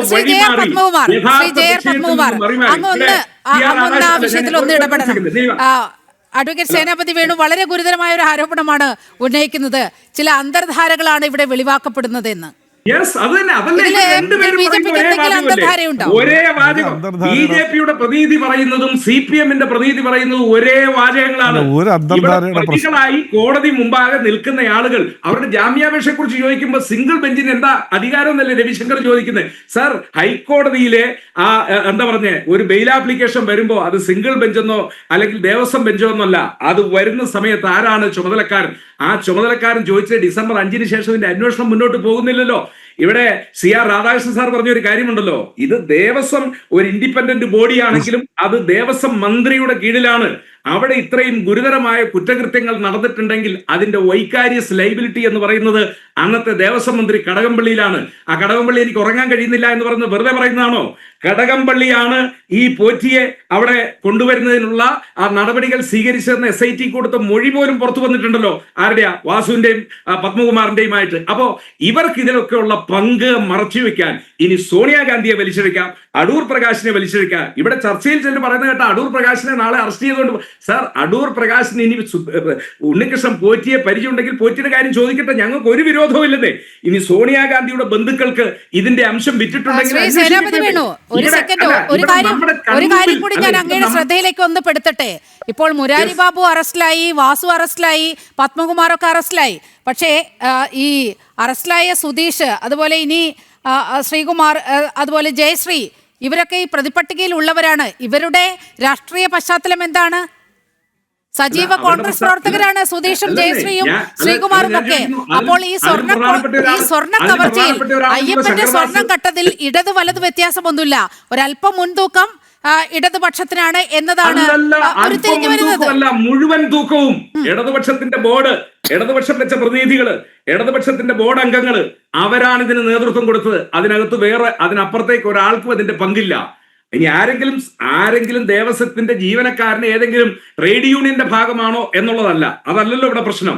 ഇവിടെ ദൈവതുല്യരായ ആളുകൾ പറഞ്ഞാൽ ചെയ്യാതിരിക്കാൻ പറ്റുമോ? വേറെ ചില ചോദിക്കുന്നത്, സഖാവ് ഒപ്പിടാൻ പറഞ്ഞു, ഞാൻ ഒപ്പിട്ടു. അപ്പൊ സഖാവ് ഈ കാര്യങ്ങളൊക്കെ തീരുമാനിക്കുന്നു. വെറുതെ സഖാവ് തീരുമാനിച്ചതാണോ? അല്ല, സഖാവിന് മുകളിൽ നിന്നുള്ള ഡയറക്ഷൻ കിട്ടിയിരിക്കുന്നു. അപ്പോ ഈ കുറ്റവാളികളിലേക്ക് അന്വേഷണം എത്തുമ്പോ എന്നാൽ നമുക്ക് മൊത്തത്തിൽ അങ്ങ് ചെളിവാരി എറിഞ്ഞേക്കാം എന്ന രീതിയിൽ അന്വേഷണത്തെ വഴിതിരിക്കുന്നതിന് വേണ്ടി മൊത്തത്തിൽ നിങ്ങളൊന്ന് നനഞ്ഞു കുളിച്ച് നിൽക്കുമ്പോൾ മറ്റാളുകളിലേക്കും കൂടി ചെളി വാരി എറിയാം എന്ന ഒരു നിലപാടാണ് ഈ വിഷയത്തിൽ അടൂർ പ്രകാശിന്റെ കാര്യത്തിൽ ഉണ്ടായിരിക്കുന്നത് എന്നാണ് അഡ്വക്കേറ്റ് സേനാപതി വേണു പറയുന്നത്. അങ്ങേക്ക് പ്രതികരിക്കാം. അദ്ദേഹത്തിന് എന്തും പറയാമല്ലോ, അദ്ദേഹത്തിന് യാഥാർത്ഥ്യങ്ങൾ മറച്ചു വെച്ചുകൊണ്ടാണ് സംസാരിക്കുന്നത്. അടൂർ പ്രകാശിനോടൊപ്പം ഈ സോണിയാഗാന്ധി നിൽക്കുന്നതും ഉണ്ണികൃഷ്ണൻ പോറ്റി സോണിയാഗാന്ധിയുടെ കയ്യെ കയറി പിടിക്കുന്നതും ഒക്കെ വളരെ കൃത്യമായി നമ്മൾ കണ്ടുകൊണ്ടിരിക്കുക. എന്നെക്കാണ്ട് നമ്മുടെ ഈ LDF-ന്റെ നേതാക്കൾക്ക് ആർക്കെങ്കിലും സോണിയാഗാന്ധിയെ കാണാൻ കഴിഞ്ഞില്ലയോ എന്നൊരു ചോദ്യം ചോദിച്ചു. എനിക്കറിയില്ല. തീർച്ചയായിട്ടും UPA ഗവൺമെന്റ് കാലഘട്ടത്തിൽ ആദ്യഘട്ടത്തിൽ CPIM ആ ഗവൺമെന്റ് പിന്തുണച്ചിരുന്ന പാർട്ടിയാണ്. അന്ന് സീതാറാം യെച്ചൂരിയും പ്രകാശ് കരാട്ടും ഒക്കെ സോണിയാഗാന്ധിയെ സന്ദർശിച്ചിട്ടുണ്ടാവും, UPയുടെ നയങ്ങൾ തീരുമാനിച്ചിട്ടുണ്ടാവാം, ഇതൊക്കെ സംഭവിച്ചിട്ടുണ്ടാവും. പക്ഷേ കേരളത്തിൽ കരുണാകരനുള്ള അത്രയും വലിയ പ്രാതിനിധ്യം സോണിയാഗാന്ധിയുടെ മുമ്പിൽ പ്രകാശ് കരാട്ടിനോ അല്ലെങ്കിൽ നമ്മുടെ സീതാറാം യെച്ചൂരിക്കോ ഇപ്പോഴത്തെ MA ബേബിക്കോ ഒക്കെ ഉണ്ടോ? കരുണാകരൻ കേരളത്തിലെ പ്രഗത്ഭനായ കോൺഗ്രസ് നേതാവല്ലേ? 9 അംഗങ്ങളെ കൊണ്ട് കേരളത്തിൽ അധികാരത്തിലേക്ക് കോൺഗ്രസിനെ എത്തിച്ച നേതാവല്ലേ? അത്രയും വലിയ ഒരു നേതാവിന് സോണിയാഗാന്ധിയെ കാണാൻ അവസരം ചോദിച്ചപ്പോൾ എനിക്ക് സൗകര്യമില്ല നിങ്ങളെ കാണാൻ എന്ന് പറഞ്ഞ സോണിയാഗാന്ധി ഉണ്ണികൃഷ്ണൻ പോറ്റി എന്ന് പറയുന്ന ഒരു കേവലം കേരളത്തിലെ ഒരു ക്ഷേത്രത്തിലെ കീഴ്ശാന്തിയായി നടന്ന ഒരുത്തനെ അവിടെ കാണാൻ വേണ്ടുന്ന സാഹചര്യം ഒരുക്കിയിട്ടുണ്ടെങ്കിൽ അതിന് കളമൊരുക്കിയ ആളുകളെ കൂടി ചോദ്യം ചെയ്യുന്നതിൽ എന്ത് അപാകതയാണുള്ളത്? അത് അടൂർ പ്രകാശ് ആണെങ്കിൽ അടൂർ പ്രകാശ് എന്തിനാ ഭയക്കുന്നത്? അടൂർ പ്രകാശോ ആന്റണിയോ എന്തിനാ ഭയക്കുന്നത്? അവരെ ചോദ്യം ചെയ്യട്ടെ, അവർക്ക് പറയാനുള്ള കാര്യങ്ങൾ കേൾക്കട്ടെ. കടകംപള്ളി സുരേന്ദ്രനെ ചോദ്യം ചെയ്തതെന്നല്ലേ പറഞ്ഞത്? കടകംപള്ളി സുരേന്ദ്രൻ കേരളത്തിൽ ഇപ്പൊ നിലവിലുള്ള ഒരു MLA ആണ്, മുൻ ദേവസ്വം വകുപ്പിന്റെ മന്ത്രിയാണ്. അദ്ദേഹത്തെ ചോദ്യം ചെയ്യാൻ കഴിയുമെങ്കിൽ എന്തുകൊണ്ട് UDFന്റെ കൺവീനർ ആയിരിക്കുന്ന MP ആയിരിക്കുന്ന ഇത്തരം ഒരു രംഗത്ത് പ്രത്യക്ഷമായി വന്നിരിക്കുന്ന ആളെ ചോദ്യം ചെയ്യുന്നതുകൊണ്ട് എന്ത് അപാകതയാണുള്ളത്? അയാൾ തെറ്റുകാരനല്ലെങ്കിൽ തെറ്റുകാരനല്ല. അതിനെന്തിനാണ് സേനാപതി സാറിന് ഇത്രയും വലിയ വിഷമം തോന്നേണ്ട കാര്യം എന്താ? അതിന് വിഷമം തോന്നേണ്ട കാര്യമൊന്നുമില്ല. ഇവിടെ മുരാരി ബാബു അടക്കമുള്ള ദേവസ്വം ബോർഡ് ഉദ്യോഗസ്ഥർ ആരും CPIM-കാരല്ല, അവരെല്ലാം കോൺഗ്രസ് യൂണിയനിൽ പെട്ട ആളുകളാണ്. മുരാരി ബാബു CPM-ന്റെ സജീവ പ്രവർത്തകനാണ്. മുരാരി ബാബുവാണ് വാസുവുമായി വളരെ അടുത്ത ബന്ധമുള്ളത്. ഇടതുപക്ഷം അതിശക്തമായി വളർത്തിയെടുത്ത ഒരു നേതാവ് കൂടിയാണ്, ഒരു ഉദ്യോഗസ്ഥനാണ് മുരാരി ബാബു. നീലിമ മാഡം ഞാനൊന്ന് പറയാൻ സമ്മതിക്കുമോ? മുരാരി ബാബു CPM-കാരനാണ്, അത് താങ്കളൊന്ന് അംഗീകരിക്കണം. ഏത് പാർട്ടി? മുരാരി ബാബുവിന് CPM കണക്ഷൻ ഇല്ല എന്നാണോ താങ്കൾ പറഞ്ഞു വരുന്നത്? ഞാൻ പറഞ്ഞത് മുഴുവൻ കേൾക്കുമ്പോഴേ അങ്ങേക്ക് അതിന്റെ പൂർണ്ണത കൈവരൂ. ഞാൻ പറഞ്ഞത് മുഴുവൻ കേൾക്കുമ്പോഴേ അങ്ങേക്ക് അത് മനസ്സിലാവുള്ളൂ.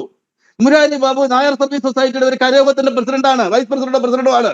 അദ്ദേഹം മുൻപ് കോൺഗ്രസ് പ്രവർത്തകരായിരുന്നു. ഈ ഭരണം മാറുമ്പോൾ നമ്മുടെ ചില ആളുകൾ ഈ യൂണിയൻ മാറാറുണ്ട്. ആ നിലയിൽ ചിലപ്പോൾ മുരാരി ബാബു മാറിയിട്ടുണ്ടാവാം. അയാൾ CPM-ന്റെ സജീവ പ്രവർത്തകനൊന്നുമല്ല. ജയശ്രീയും നിങ്ങൾ പറഞ്ഞ ശ്രീകുമാർ, ശിവകുമാറിന്റെ അനിയൻ, അവിടെ ശർക്കര കേസിലെ പ്രതിയല്ലേ? ശിവകുമാറിന്റെ അനിയൻ ജയകുമാറാണ്. ശിവകുമാറിന്റെ അനിയൻ, അത് ശ്രീകുമാറല്ല. അത് നിങ്ങളുടെ ഇടതുപക്ഷ ഹാൻഡിലുകളിൽ വരുന്ന വിവരങ്ങൾ മാത്രം അങ്ങ് റെഫർ ചെയ്യുന്നതുകൊണ്ടാണ്. അങ്ങനെ വ്യാഖ്യാനിക്കാതെ മാഡം, ഞാൻ എന്റെ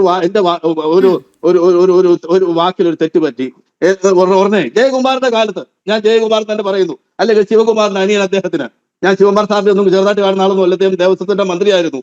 അവിടെ ഒരു കേസ് നടപ്പില്ല ഇപ്പൊ നിൽപ്പുണ്ടല്ലോ, പാത്രവും വാങ്ങിച്ച കാര്യത്തിൽ. ഇനി ഇപ്പൊ BJP-യിലുള്ള രാമൻ നായർ സാറ്, അദ്ദേഹം ദേവസ്വം ബോർഡ് പ്രസിഡന്റ് ആയിരുന്നു. അന്നത്തെ ശർക്കര കേസ് നിൽപ്പില്ലേ? ഇവിടെ എനിക്ക് മുമ്പ് സംസാരിച്ച ദേവസ്വം ബോർഡ് ഒരു പ്രമുഖ പറഞ്ഞു 10-30 കൊല്ലക്കാലത്തെ കാര്യങ്ങൾ അന്വേഷിക്കണം സാർ. ശബരിമലയിലെ എന്നല്ല, കേരളത്തിലെ ഏതെങ്കിലും ക്ഷേത്രത്തിൽ നിന്നും എന്തെങ്കിലും സാധനം ആരെങ്കിലും അനധികൃതമായി എടുത്തുകൊണ്ട് പോവുകയോ മോഷ്ടിച്ചോട്ട് പോയി ചെയ്തിട്ട് അന്വേഷിക്കണം തന്നെയാണ് ഇടതുപക്ഷ ജനാധിപത്യ മുന്നണിയുടെയും CPM-ന്റെ അഭിപ്രായം. ഇനി ഒറ്റ കാര്യം കൂടി എനിക്ക് പറയാനുള്ളത്,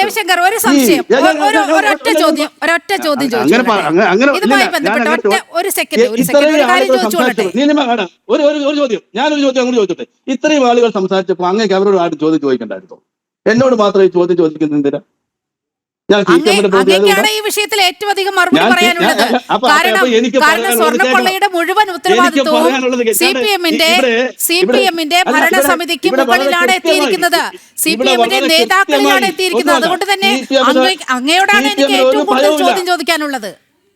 CPIM-നെ സംബന്ധിച്ചിടത്തോളം ഈ കേസുമായി ബന്ധപ്പെട്ട് യാതൊന്നും ഭയപ്പെടേണ്ട കാര്യമില്ല. CPM ഒരു ഭയപ്പെടേണ്ട പാതയിലും അല്ല.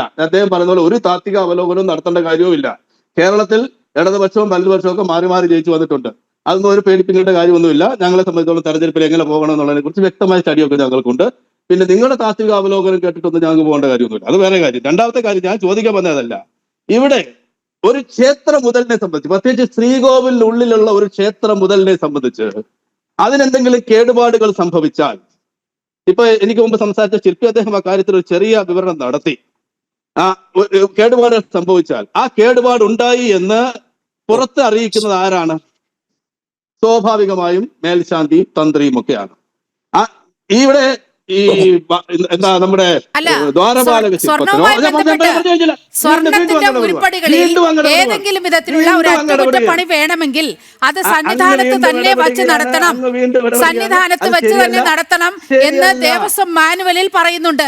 അത് അട്ടിമറിച്ചുകൊണ്ട് ഈ സ്വർണ്ണപ്പാളി പുറത്തേക്ക് വിടാൻ ഓർഡർ ഉത്തരവിറക്കിയത് ആരാണ്? അത് ശരിയല്ല. എനിക്ക് പറയാനുള്ളത് കേട്ടതിന് ശേഷം നിങ്ങൾ ചോദ്യം ചോദിക്കും. എനിക്ക് പറയാനുള്ളത് കേട്ടതിന് ശേഷം നിങ്ങൾ ചോദ്യം ചോദിക്കും. അതാണല്ലോ ശരി, അതല്ലേ അതിന്റെ ശരി. ഞാനൊന്ന് പറയുന്നത് പൂർത്തീകരിക്കാൻ നിങ്ങൾ സമ്മതിക്കൂ. നിങ്ങൾ മുമ്പേയും സമ്മതിച്ചില്ല. അല്ല, താങ്കൾ 9 മണി വരെ ഈ ചർച്ച അവസാനിക്കുന്നതിന് വരെ താങ്കൾ പറഞ്ഞുകൊണ്ടിരിക്കും. താങ്കൾ ചോദിക്കുന്ന ഒരു ചോദ്യത്തിന് പോലും മറുപടി പറയുകയുമില്ല. എല്ലാം സംസാരിക്കുന്നത് ഞാൻ കേട്ടുകൊണ്ടിരിക്കുകയായിരുന്നു. ഞാൻ ഒന്നും ഇടപെടാൻ വന്നില്ല. എന്റെ സമയത്ത് മാത്രം നിങ്ങൾ ഇത്ര ഇടപെടുന്നത് എന്തിനാ മാഡം? അത് ശരിയാണ്. താങ്കൾ പറഞ്ഞ അവസാനിപ്പിക്കും. മറ്റു അതിഥികളിലേക്ക് കൂടി നമുക്ക് പോകേണ്ടതുണ്ട്. എന്റെ ചോദ്യം വളരെ സിമ്പിൾ ആണ്. ഈ പറയപ്പെടുന്ന ശബരിമല അമ്പലത്തിനുള്ളിൽ ഉണ്ടായിരുന്ന എന്തെങ്കിലും വസ്തുവകകൾക്ക് കേടുപാടുകൾ സംഭവിച്ചിട്ടുണ്ടെങ്കിൽ ആ കേടുപാടുകൾ സംഭവിച്ചത് നന്നാക്കണമെന്ന അഭിപ്രായം പറയാൻ ആധികാരികമായി കഴിയുന്നത് തന്ത്രിക്കും പോറ്റിക്കുമാണ്. പോറ്റി എന്ന് ഉദ്ദേശിച്ച ഉണ്ണികൃഷ്ണൻ പോറ്റി അല്ല, മേൽശാന്തിയാണ്. അവരുടെ അനുമതി പ്രകാരം അവർ കൊടുത്ത റിപ്പോർട്ടിന്റെ അടിസ്ഥാനത്തിലാണ് ദേവസ്വം ബോർഡിലെ ഉദ്യോഗസ്ഥർ ദേവസ്വം ബോർഡിന് ഒരു റിപ്പോർട്ട് കൊടുക്കുന്നത്. ആ റിപ്പോർട്ടിന്റെ അടിസ്ഥാനത്തിലായിരിക്കുമല്ലോ അത് നന്നാക്കണം എന്ന് പറയുന്നതിനെ കുറിച്ചുള്ള ഒരാലോചന വന്നത്. അപ്പൊ ഇവിടെ ഈ പറയപ്പെടുന്ന സ്വർണം എടുത്തുകൊണ്ട് 2004 ബഹുമാന്യനായ അങ്ങ് പറഞ്ഞു വരുന്നതിന്റെ സാങ്കത്യം മനസ്സിലായി. വളരെ കൃത്യമായി ഇടതുപക്ഷത്തിന്റെ നറേറ്റീവ് ഇനി വരുന്ന ദിവസങ്ങളിൽ എങ്ങോട്ടേക്ക് പോകുന്നു എന്ന് വ്യക്തമാണ് അങ്ങയുടെ വാക്കുകളിൽ. സമയപരിമിതി മൂലമാണ്. ശ്രീ JR പത്മകുമാർ, ഇപ്പോൾ അദ്ദേഹം പറഞ്ഞ് എങ്ങോട്ടേക്കാണ് പോകുന്നത് എന്ന് ഏതാണ്ട് ഒരു രൂപം അങ്ങേക്ക് പിടികിട്ടി കാണുമല്ലോ. വിജയ് മല്യ കൊണ്ടുവന്നത് ഒരുപക്ഷെ ഡ്യൂപ്ലിക്കേറ്റ് സ്വർണമാണ്. ഇതൊക്കെയാണ് അണിയറയിൽ ഒരുങ്ങുന്ന ക്യാപ്സൂളുകൾ എന്നാണ് മനസ്സിലാക്കേണ്ടത്. ഡ്യൂപ്ലിക്കേറ്റ് സ്വർണമാണോ എങ്കിൽ വിജയ് മല്യയെ പിടിച്ച് ചോദ്യം ചെയ്യൂ. ഇപ്പോൾ തന്ത്രിയിലേക്ക്, അതുപോലെ അവിടെയുള്ള ആളുകളിലേക്കൊക്കെ, ശബരിമലയുടെ നിത്യനിദാന കാര്യങ്ങൾ നിർവഹിക്കുന്ന ആളുകളിലേക്കൊക്കെ ആണ് അദ്ദേഹത്തിന്റെ സംശയം ചെന്ന് നീളുന്നത്. അപ്പോൾ CPM-ന് ഉത്തരവാദിത്തമില്ല എന്നൊക്കെ പറഞ്ഞു ഒഴിയാൻ പോകുകയാണ് അദ്ദേഹം. അല്ല, ഇപ്പോൾ ഇതുവരെയുള്ള ചർച്ച കേട്ടുകൊണ്ടിരുന്നു, അല്ലെങ്കിൽ ഇതുവരെ കേരളത്തിൽ ശബരിമലയുമായി ബന്ധപ്പെട്ട പ്രശ്നങ്ങൾ ഉയർന്നു വന്നപ്പോൾ ജനങ്ങളുടെ ഒരു സംശയം, അല്ലെങ്കിൽ അവർ വിശ്വസിച്ചിരുന്നത് ഈ കട്ടളപ്പാളിയും അതുപോലെ തന്നെ വാതിലും ദ്വാരപാലക ശില്പങ്ങളും അതുമായി ബന്ധപ്പെട്ട കാര്യങ്ങളാണ് മോഷണം പോയിട്ടുള്ളത് എന്നുള്ളതാണ്. ഇപ്പോൾ ജയശങ്കർ പറയുന്നത് കേട്ടാൽ ഇനി അയ്യപ്പ വിഗ്രഹം കൂടി അടിച്ചുകൊണ്ട് പോയിട്ടുണ്ടോ എന്നുള്ള കാര്യം കൂടി അന്വേഷിക്കണം. കാരണം ക്ഷേത്രത്തിനകത്തുള്ള കാര്യങ്ങൾ പോറ്റിയാണ് റിപ്പോർട്ട് നമ്മുടെ മേൽശാന്തിയാണ് റിപ്പോർട്ട് കൊടുക്കേണ്ടത്, തന്ത്രിയാണ് അല്ല റിപ്പോർട്ട് കൊടുക്കേണ്ടത്. ഞാൻ പറഞ്ഞോട്ടെ നിങ്ങൾ പറഞ്ഞതിനെ കുറിച്ച് പറയാം. അല്ല, ഇപ്പോൾ ചർച്ചയുള്ളത് അയ്യപ്പ വിഗ്രഹം ആരും കൊണ്ടുപോയതായിട്ടോ അതിനകത്തുള്ള ഏതെങ്കിലും കൊണ്ടുപോയതായിട്ടോ എനിക്ക് സംശയം ഉണ്ടെന്ന് എനിക്ക് തോന്നുന്നില്ല. ഉണ്ടായിരിക്കാം. നിങ്ങൾ പറയുമ്പോൾ ആധികാരികമായിട്ട് ഞങ്ങൾ അതിനെക്കുറിച്ച് ഇനി പരിശോധിക്കേണ്ടതാണ്. പക്ഷേ ഇപ്പോൾ നമ്മൾ പറഞ്ഞത് എന്താ, നമ്മളിപ്പോൾ 2019 ചെന്ന് നിൽക്കുമ്പോൾ എല്ലാം 2008-ലോ 2009-ലോ സ്വർണ്ണ പൊതിഞ്ഞതെല്ലാം ഇങ്ങനെ മങ്ങി വരുന്നതായിട്ട് ഞങ്ങൾക്ക് തോന്നി, അതിൻ്റെ ശോഭ കുറഞ്ഞു വരുന്നതായിട്ട് തോന്നി. അതുകൊണ്ട് 2019 പോറ്റിയെ വിളിച്ചതെല്ലാം കയ്യിൽ അതൊക്കെ ഏൽപ്പിച്ചു എന്ന് പറഞ്ഞു. അത് കഴിഞ്ഞ് ഇപ്പോൾ 25 ആയപ്പോഴും പ്രശാന്തിൻ്റെ കാലത്തും അതുതന്നെയാണ്. ഇതിൽ മാറ്റം വീണ്ടും ഈ 5 വർഷം കൊണ്ട് തന്നെ ഇതിൻ്റെ ശോഭ കെട്ടുവരുന്നതായിട്ട് കണ്ടു, കുറഞ്ഞു വരുന്നതായിട്ട് കണ്ടു. അതുകൊണ്ട് വീണ്ടും കൊടുത്തു വിടാനായിട്ട് ഞങ്ങൾ തീരുമാനിച്ചു. അത് ഇടപെട്ട പ്രശ്നമായപ്പോൾ തിരിച്ച് ഉടനെ തന്നെ കൊണ്ടുവന്നു വീണ്ടും ഫിറ്റ് ചെയ്യുന്ന ഒരു അവസ്ഥയാണ് ഉണ്ടായിട്ടുള്ളത്. ഇതിൽ സ്വർണ്ണക്കൊള്ളനാണ് ഇതിൻ്റെ എല്ലാം അവിടുത്തെ ഈ പുനരുദ്ധാരണ പരിപാടിയുടെയൊക്കെ അടിസ്ഥാനപരമായ കാരണം സ്വർണ്ണക്കൊള്ളയാണ് എന്നുള്ളതാണ് ഇപ്പോൾ വെളിവായിട്ട് വന്നിട്ടുള്ളത്. അത് എത്രമാത്രം കൊണ്ടുപോയിട്ടുണ്ട്, നമ്മുടെ തൊണ്ടി മുതൽ തിരിച്ചു കിട്ടുമോ എന്നുള്ള കാര്യമൊക്കെ നമ്മൾ കണ്ടെത്തേണ്ടതായിട്ടുണ്ട്. പക്ഷേ ഈ അദ്ദേഹം പറഞ്ഞ ഒരു കാര്യം, സ്വാഭാവികമായിട്ട് ഇതിൽ ഇടപെട്ടിട്ടുള്ള വലിയ സ്രാവുകളൊക്കെ രക്ഷപ്പെടാൻ കുറേ പരൽ മീനുകൾ മാത്രം കേസിൽ പ്രതിയാകുകയും അന്തിമ വിധി വരുമ്പോൾ അവരും രക്ഷപ്പെട്ടു പോകാനുള്ള സാഹചര്യങ്ങളാണ് ഇപ്പോൾ ഈ സ്പെഷ്യൽ ഇതിനകത്ത് ഈ ഇൻവെസ്റ്റിഗേഷൻ ടീമിൻ്റെ ഭാഗത്തുനിന്ന് ഇപ്പോൾ ഉണ്ടായിട്ടുള്ള ചില നടപടികളെ വിലയിരുത്തുമ്പോൾ നമുക്ക് പോയിട്ടുള്ളത്. പക്ഷേ ഒരു കാര്യം സത്യമാണ്, ഇതിന് എന്തൊക്കെയായാലും ഇതിൻ്റെ യഥാർത്ഥ സത്യം കൊണ്ടുവരും, അയ്യപ്പൻ പുറത്ത് കൊണ്ടുവരും എന്നുള്ളതിൽ സംശയമില്ല. നമ്മൾ ആലോചിക്കേണ്ട കാര്യം, ഈ സ്ത്രീ വിമോചനം എന്നൊക്കെ പറഞ്ഞുകൊണ്ട് സ്ത്രീ പ്രവേശനവുമായി ഈ പ്രശ്നങ്ങൾ ഉണ്ടാക്കി ഒരു ഇല്ലാത്ത കോടതി വിധിയുടെ അല്ലെങ്കിൽ കോടതിയുടെ നിർദ്ദേശമില്ലാതെ ഒരു ഒബ്സർവേഷൻ്റെ അടിസ്ഥാനത്തിൽ ഈ ക്ഷേത്രത്തിൻ്റെ വിശ്വാസങ്ങളെയും അല്ലെങ്കിൽ ശബരിമലയെ വിവാദ ഭൂമിയാക്കി മാറ്റാൻ ചിലരെടുത്ത നടപടികൾ വിലയിരുത്തപ്പെടേണ്ടതാണ്. കാരണം ഇതുപോലുള്ള സ്വർണ്ണ കൊള്ളകൾ നടത്തുന്നതിന് വേണ്ടിയിട്ടുള്ള അരങ്ങ് ഒരുക്കലാണോ അല്ലെങ്കിൽ പശ്ചാത്തലം ഒരുക്കുകയാണോ എന്നുള്ള കാര്യം കൂടി സംശയിക്കേണ്ടി വരും. പക്ഷെ ഒരു കാര്യം സംശയം വേണ്ട, അയ്യപ്പൻ്റെ കോപം ഏറ്റിട്ടുണ്ട് എന്നുള്ള കാര്യം സംശയമില്ല. അന്ന് ഇതിന് ഇടപെട്ടിട്ടുള്ള അല്ലെങ്കിൽ ഈ സ്വർണ്ണക്കൊള്ളയ്ക്ക് വേണ്ടിയിട്ട് അയ്യപ്പൻ്റെ വിശ്വാസത്തെ തകർക്കാൻ ശ്രമിച്ചിട്ടുള്ള ആളുകൾ അതിനുശേഷം ഇന്ന് വരെ മനസ്സമാധാനമായി ഉറങ്ങിയിട്ടില്ല എന്നുള്ളതാണ്. ചിലർക്ക് ഉറക്കം വരുന്നില്ല, ചിലർ പൂജ നടത്തുന്നു, ക്ഷേത്രത്തിൽ പുണ്യാഹം നടത്തുന്നു, സമ്മേളനം നടത്തുന്നു. ചില ആളുകളെല്ലാം ഉള്ളിലായിട്ടിരിക്കുകയാണ്. അതുകൊണ്ട് ജനങ്ങളെ സംബന്ധിച്ചിടത്തോളം, ഭക്തജനങ്ങളെ സംബന്ധിച്ചിടത്തോളം തീർച്ചയായിട്ടും ഇതിൽ ഇടപെട്ടിട്ടുള്ള അയ്യപ്പ വിശ്വാസത്തെ തകർക്കാൻ, കേരളത്തിലെ ഹൈന്ദവ വിശ്വാസങ്ങളെ തകർക്കാൻ ശ്രമിച്ചിട്ടുള്ളവർ പുറത്തു വരുമെന്നുള്ളത് തന്നെയാണ് ഞങ്ങളുടെയൊക്കെ വിശ്വാസം. അത് തന്നെ അതിലേക്കാണ് പോകുന്നത്. പക്ഷേ എന്നിരുന്നാൽ തന്നെയും ഭരണ സംവിധാനത്തെ സംബന്ധിച്ചിടത്തോളം ചില കാര്യങ്ങളിൽ അവർക്ക് ഇടപെടാൻ കഴിയും. അതിനുള്ള ഇടപെടലുകളും പല രക്ഷിക്കുന്നതിന് വേണ്ടിയുള്ള ശ്രമങ്ങളും ഇപ്പം നടക്കുന്നുണ്ട്. അത് മറികടക്കാൻ ഒരുപക്ഷെ ദൈവത്തിൻ്റെ അനുഗ്രഹം കൊണ്ട്, കോടതികളുടെ ഇടപെടൽ കൊണ്ട് അത് സാധ്യമാകുമെന്ന് കൂടി വിശ്വസിക്കാം. എന്തായാലും സ്വർണ്ണക്കൊള്ള നടന്നു, അതിന് ഉത്തരവാദിത്വം ഉള്ള ആളുകൾ, കാവൽക്കാർ എല്ലാം കൊള്ളക്കാരായി മാറിയ ഒരു സാഹചര്യമാണ്. അതുകൊണ്ട് വളരെ ഗൗരവത്തോടു കൂടി ജനങ്ങളും മാധ്യമങ്ങളും വിശ്വാസികളും എല്ലാം ജാഗരൂകരായി ഇതിന് പിന്നിലുണ്ട്. ഈ ഒരു മണി സ്വർണ്ണമെങ്കിലും കൊണ്ടുപോയിട്ടുള്ള ആളുകളെ ദൈവത്തിൻ്റെ മുന്നിൽ കൊണ്ടുവരാൻ കഴിയുമെന്നുള്ളൊരു ഉറച്ച വിശ്വാസമാണ്. അതിന് ഈ സത്യം പറയുമ്പോൾ അന്തർധാരയൊന്നും അല്ല, ഏതെങ്കിലും ഒരു രാഷ്ട്രീയ വിശ്വാസവും വേറൊരു രണ്ട് പാർട്ടികൾ തമ്മിലുള്ള അന്തർധാരയല്ല. ഈ കുറ്റവാളികൾക്കെതിരായിട്ടുള്ള ഒരു രോദനം എന്ന് വേണമെങ്കിൽ പറയാം, അല്ലെങ്കിൽ ഈ കുറ്റവാളികൾക്കെതിരായിട്ടുള്ള ഒരു വിമർശനം എന്നുള്ള രീതിയിൽ എടുത്താൽ മതി. ഓക്കെ, ഏറ്റവും അവസാനം ഒറ്റ കാര്യം ഞാൻ ഒരു സെക്കൻഡ് എനിക്ക് തരണേ. ഞാൻ പത്മകുമാർച്ചനോട് ഒരു കാര്യം ചോദിക്കാൻ വേണ്ടിയാ. അദ്ദേഹം പറഞ്ഞതിനകത്തത് ഈ വളരെ പെട്ടെന്നാണ് ദേവഹിതം എന്ന് പറയുന്നത് എങ്ങനെയാണ് മനസ്സിലാക്കുക? ദൈവമാണ് ഈ കാര്യങ്ങൾ പുറത്തു പറഞ്ഞതേ എങ്കിൽ ദേവപ്രശ്നത്തിലൂടെ പുറത്തു വരേണ്ടതാണ്. ഇവിടെ ഒരു ജഡ്ജിയാണ് ആദ്യമായി ഇതിനെ സംബന്ധിക്കുന്ന ഒരു റിപ്പോർട്ട് കോടതി കൊടുത്തത് കേട്ടോ. അപ്പോ നിങ്ങൾക്കത് മനസ്സിലാകാത്തതാണ്. ദൈവത്തിന് ഇങ്ങോട്ട് ഇറങ്ങി വന്ന് കൈ കാലും എടുത്തിട്ട് അടിക്കാനോ പോകാനില്ല. ദൈവത്തിന്റെ വിശ്വാസത്തിന്റെ അടിസ്ഥാനത്തിൽ ദൈവഹിതമാണ് ഇങ്ങനെയുള്ള വാസുവിനെയും പത്മകുമാറിനെയും മുരാരി ബാബുവിനെയൊക്കെ അകത്താക്കിയത് ദൈവഹിതമാണ്. ദൈവം നേരിട്ട് നടത്തുന്നില്ല, ദൈവം നേരിട്ട് വന്ന് അന്വേഷണം നടത്തുന്നില്ല. അതൊക്കെയാണ് ഞങ്ങളുടെ വിശ്വാസം. ഈ ഇന്ത്യയിലെ വിശ്വാസികളുടെ വിശ്വാസം അതാണ്. ദൈവത്തിന്റെ അനുഗ്രഹം കൊണ്ട് അല്ലെങ്കിൽ നിർദ്ദേശം അനുസരിച്ച് തന്നെയായിരിക്കും ഇതൊക്കെ നടന്നിട്ടുള്ളത്. അതാണ് ദൈവഹിതം. അതൊരു കമ്മ്യൂണിസ്റ്റ് വിശ്വാസി ആയതുകൊണ്ട് അദ്ദേഹത്തിൽ നിന്നും ദൈവം അറസ്റ്റ് ചെയ്യുമെന്നാണ് ധരിച്ചു വെച്ചിരിക്കുന്നത്. ദൈവം അത് വിധി പ്രഖ്യാപിക്കുമെന്നാണ് ധരിച്ചു വെച്ചിരിക്കുന്നത്. അങ്ങനെ വലിയ വിരോധം തോന്നല്ലേ, ഞാൻ വെറുതെ ചോദിച്ചതേ ഉള്ളൂ. അങ്ങനെ ചോദിച്ചതിന്റെ കാര്യവും പിടികിട്ടിയ ഒരു കമ്മ്യൂണിസ്റ്റ് ആയതിന്റെ പ്രശ്നമാണത്. ഏറ്റവും അവസാനം സി ആർ രാധാകൃഷ്ണനിലേക്കാണ്. സി ആർ രാധാകൃഷ്ണൻ സാർ, ഇപ്പോൾ നമുക്കറിയാം ഇത് ഈ അന്താരാഷ്ട്ര വിഗ്രഹ കടത്തടക്കം സംശയിക്കുന്ന ഒരു ഘട്ടത്തിൽ ഈ SIT കൊണ്ട് ഇതൊന്നും അന്വേഷിച്ചാൽ വമ്പൻ സ്രാവുകളിലേക്ക് അന്വേഷണം നീണ്ടു ചെല്ലില്ല എന്ന് നേരത്തെ സംസാരിച്ച MH ഹരിദാസൊക്കെ ചൂണ്ടിക്കാട്ടുകയുണ്ടായി. നോക്കൂ, ഇതിൽ വളരെ കൃത്യമായി ഇപ്പോൾ ED ഇടപെട്ടിട്ടുണ്ട്. NIA കൂടി ഈ ഘട്ടത്തിലേക്ക് ഇതിൻ്റെ അന്വേഷണം ഏറ്റെടുക്കേണ്ട ഒരു സ്ഥിതി വിശേഷമുണ്ട് എന്നുള്ള വിലയിരുത്തലുകൾ കൂടി വരുന്നുണ്ട്. എന്താണ് അങ്ങയുടെ അഭിപ്രായം? ഞാൻ മനസ്സിലാക്കുന്നത് ഈ ബഹുമാനപ്പെട്ട കോടതി ഡിവിഷൻ ബെഞ്ച് ദേവസ്വം ബെഞ്ചാണ്. അവർ വളരെ സൂക്ഷ്മമായി ഇത് അവലോകനം ചെയ്തുകൊണ്ടിരിക്കുകയാണ്. മതിയായ ഘട്ടങ്ങളിൽ മതിയായ തീരുമാനമുണ്ടാകുമെന്നാണ് ഞാൻ പ്രതീക്ഷിക്കുന്നത്. ഇത് സംബന്ധിച്ച് വേറെ ഈ CBI എൻക്വയറിക്ക് ഒരു പെറ്റീഷൻ കൂടി കോടതിയുടെ പരിഗണനയിലുണ്ട്. BJP പ്രസിഡന്റ് അത് ബഹുമാനപ്പെട്ട BJP പ്രസിഡന്റ് കൊടുത്താണ്. അത് കേട്ടിട്ട് കോടതി അതിന് എതിരായിട്ടൊന്നും അല്ല പറഞ്ഞത്. അത് CBIയുടെ അഭിപ്രായം ചോദിച്ചു. അവരന്വേഷണം തയ്യാറാണെന്ന് പറഞ്ഞ് ഇത് കൊടുത്തിട്ടുണ്ട്. അങ്ങനെ അതൊരു പരിഗണനയിലിരിക്കുകയാണ് അവിടെ. അപ്പോൾ പിന്നെ ഇനി അടുത്ത് എനിക്കൊരു മറുപടി പറയാനുള്ളത്, ഈ ഹരിദാസ് സാർ പറഞ്ഞു ഈ ആക്റ്റിൽ ബോർഡ് പ്രസിഡൻറ്റിന് അധികാരമൊന്നും ഇല്ലെങ്കിലും അവരുടെ സാറ് ഞാനവിടെ 10-32 കൊല്ലക്കാലം ജോലി ചെയ്ത ഒരാളാണ്.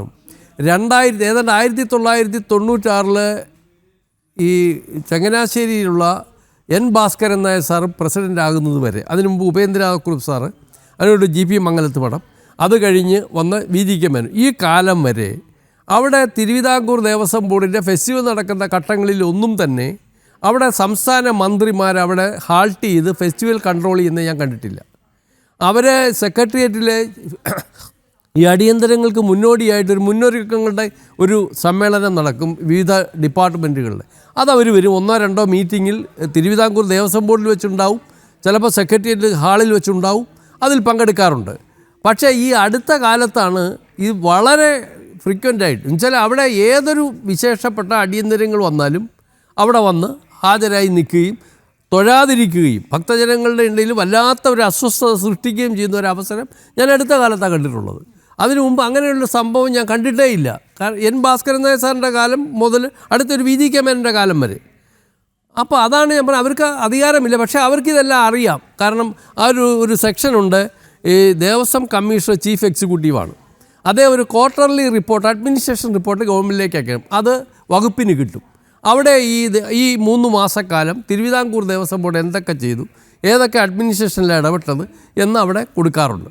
അതാണ് ഞാൻ പറയുന്നത്. ദുരന്തത്തിന് ശേഷമല്ലേ? ദുരന്തത്തിന് ശേഷമല്ലേ മന്ത്രിമാർ? അല്ലല്ല, അതാണ് ഞാൻ പറയുന്നത്. ഈ ഗവൺമെൻറ്റിന് ഇത് അറിഞ്ഞുകൂടാ എന്ന് പറയാൻ പറ്റില്ല. അടുത്ത കാലത്ത് ഇതൊന്നും ഞങ്ങൾക്കറിയില്ല എന്ന് പറയുന്നത് തെറ്റാണ്. കാരണം അവിടെ നടക്കുന്ന മേജർ ഇവൻറ്റ്സ് എല്ലാം ഈ ക്വാർട്ടർലി റിപ്പോർട്ട്, അതുപോലെ തന്നെ പിന്നെ വേറൊരു കാര്യം, ഇതൊക്കെ അവരെ അതിപ്രസരം, ഇതവർ ഞാൻ പറഞ്ഞെന്ന് വിചാരിച്ച് അധികാരമില്ലെന്ന് വിചാരിച്ച് അവരവിടെ നിൽക്കുന്നില്ല, അവർ സൂപ്പർസീഡ് ചെയ്യുന്നുണ്ട്. ഈ ദേവസ്വം കമ്മീഷൻ ഓഫീസിലെയും ബോർഡ് ഓഫീസിലെയും ഈ ഫയലുകൾ പരിശോധിച്ചാൽ എല്ലാ ഫയലിലും ഡയറക്ഷൻസ് ഉണ്ടാവും, ഗവൺമെന്റിന്റെ കത്തുകൾ ഉണ്ടാവും, അത് ആർക്കും കണ്ടെത്താനും പറ്റും. ചിലപ്പോഴൊക്കെ എല്ലാ മേഖലയിലും ഇടപെടൽ ഉണ്ടാകും. എല്ലാ മേഖലയിലും കൊണ്ടാണ് ഈ ചർച്ച ഇവിടെ അവസാനിപ്പിക്കേണ്ടതുണ്ട്. സ്വർണ്ണക്കൊള്ളയിൽ ഐക്യമുന്നണിയോ എന്ന വിഷയം കൂടിയാണ് നമ്മൾ ഈ ഘട്ടത്തിൽ ചർച്ച ചെയ്തത്. പോറ്റി എങ്ങനെ സോണിയയുടെ വീട്ടിലെത്തി, അങ്ങനെ വലിയ രീതിയിൽ അന്വേഷണം നടക്കേണ്ടതുണ്ട്. SIT മാത്രം അന്വേഷിച്ചാൽ വമ്പൻ സ്രാവുകളിലേക്ക് അന്വേഷണം ചെന്നെത്തില്ല എന്ന കൃത്യമായ ബോധ്യം സമൂഹ മധ്യത്തിൽ ഉയർന്നു വരുന്ന ഒരു ഘട്ടം കൂടിയാണ്. ജന ഡിബേറ്റ് ഇവിടെ പൂർണ്ണമാകുകയാണ്. പങ്കെടുത്ത എല്ലാ അതിഥികൾക്കും പ്രേക്ഷകർക്കും വളരെയധികം നന്ദി. നമസ്തേ.